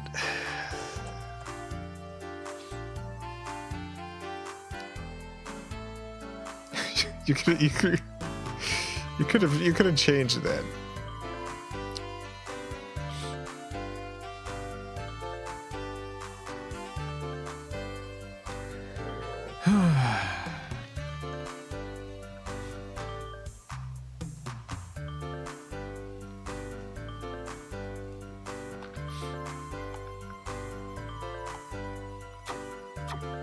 Death Note movie that's just in Seattle.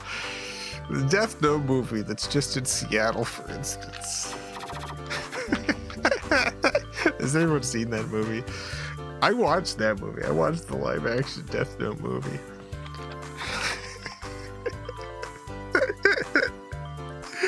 Oh boy.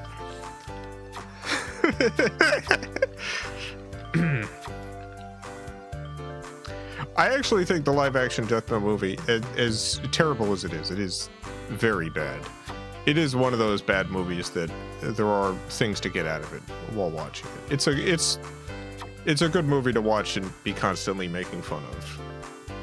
It's the kind of bad movie that's bad in like inexplicable, like laugh out loud ways.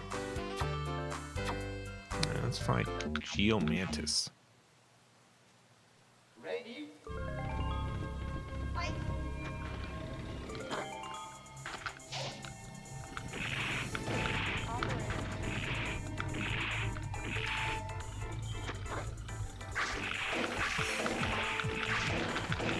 Yeah, look at this Geomantis.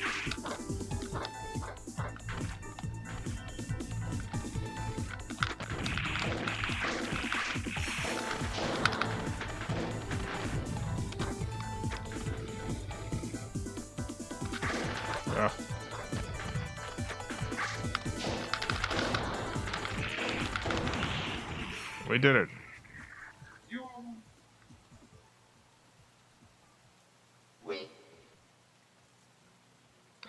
use of a Ferris wheel in cinematic scene.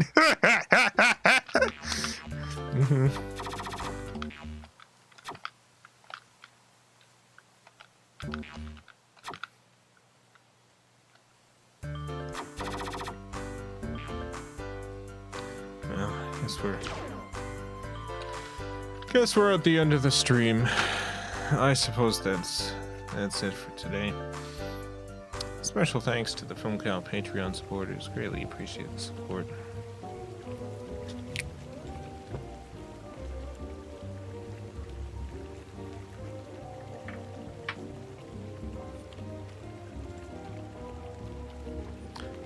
Love it when they take a foreign film and don't understand it at all and make a piece of garbage. I love it. Yeah. It happens a lot. American Old Boy. I never saw the American Old Boy.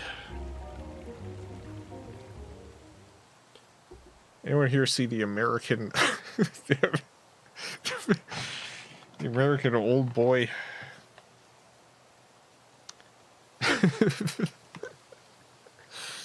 Why do they keep doing it? That's a good question. I'm trying to think of like examples of like times in which like the American version of a Japanese series or film was good, and the ones that keep popping up in my head are ones in which it was just like the Japanese director doing it. Like,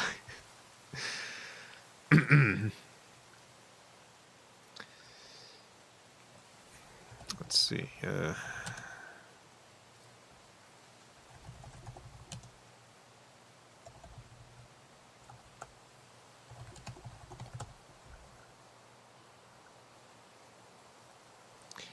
Yeah, like the Grudge.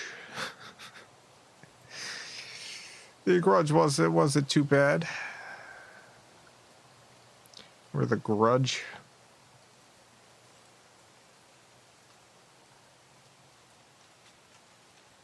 You know what? Here's a good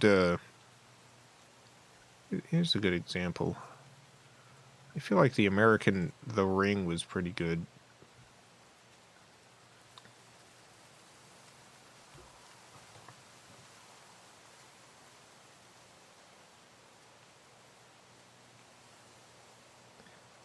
Or any other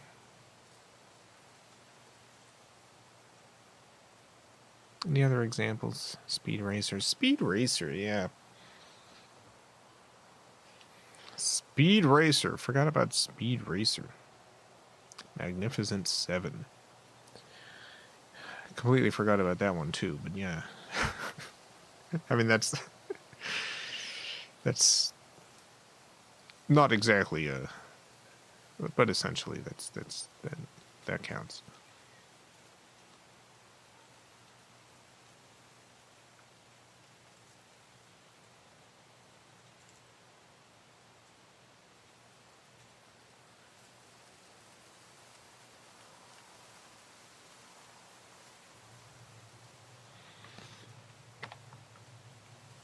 About the animated Astro Boy movie. I know I watched the CG Astro Boy movie, but I can't remember anything about it.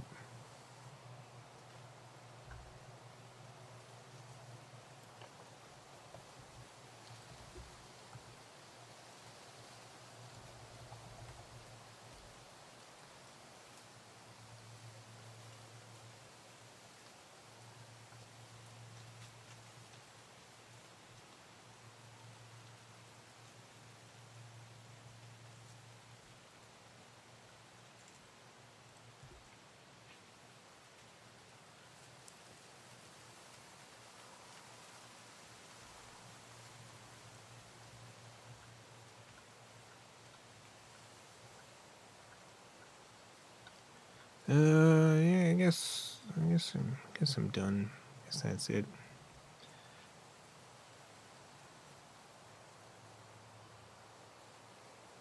Someone who actually watched the Speed Racer anime, I can tell you the Speed Racer movie is the true experience. Good to know. No, don't go. Hey, Connor, how's it going?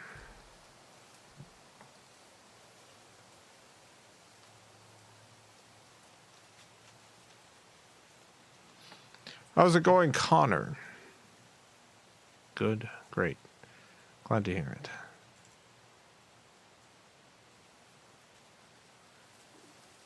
I was gonna hit you up for some gavel sounds. Yeah, I can send over some gavel sounds. I got plenty of gavel smack sounds.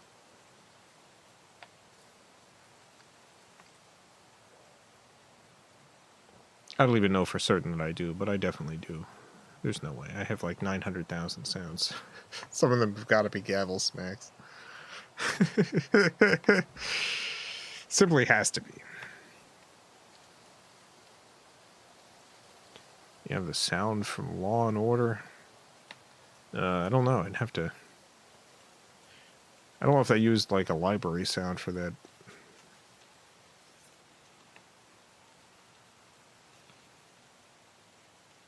There's a lot of like famous uses of sounds that did come from libraries, but you know, sometimes they recorded their own stuff.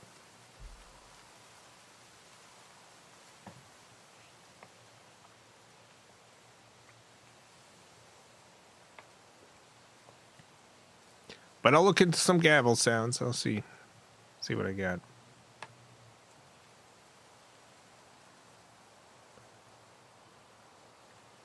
Is that what you're looking for? Something that sounds like the Law and Order gavel.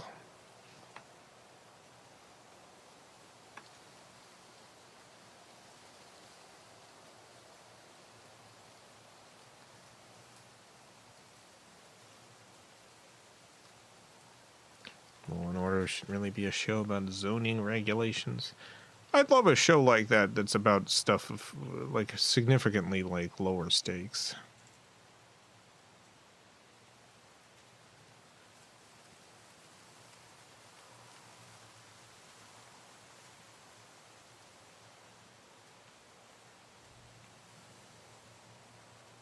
Also a gavel, but I might just rip the Law and Order sound. I'm pretty sure I actually have a royalty-free track that's like a sound-alike of their Law and Order theme. I'll have to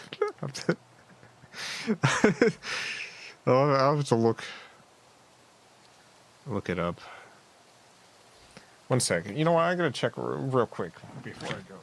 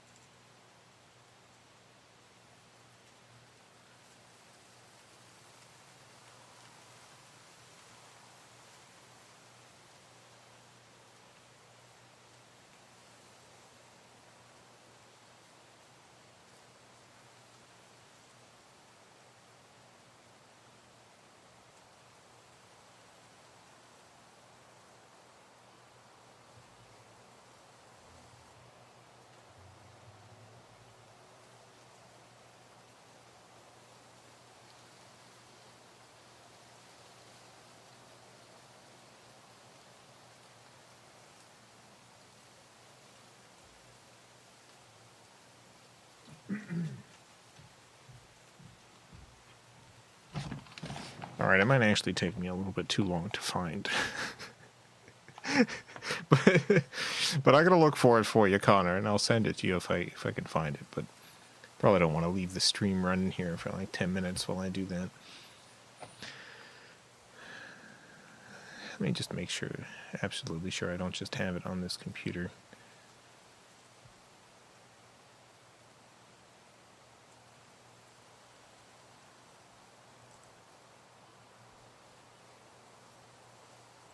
Like already.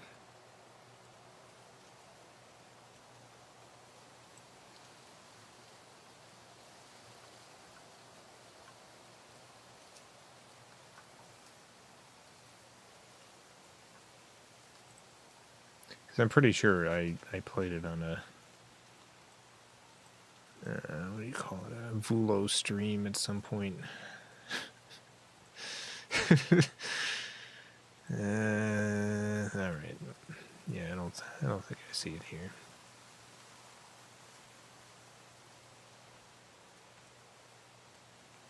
Well, I'll look for it.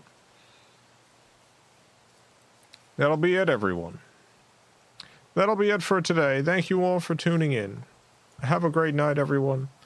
A great morning, afternoon, evening, whatever it is, wherever you are. Have a good one. Farewell, everyone. I love you all.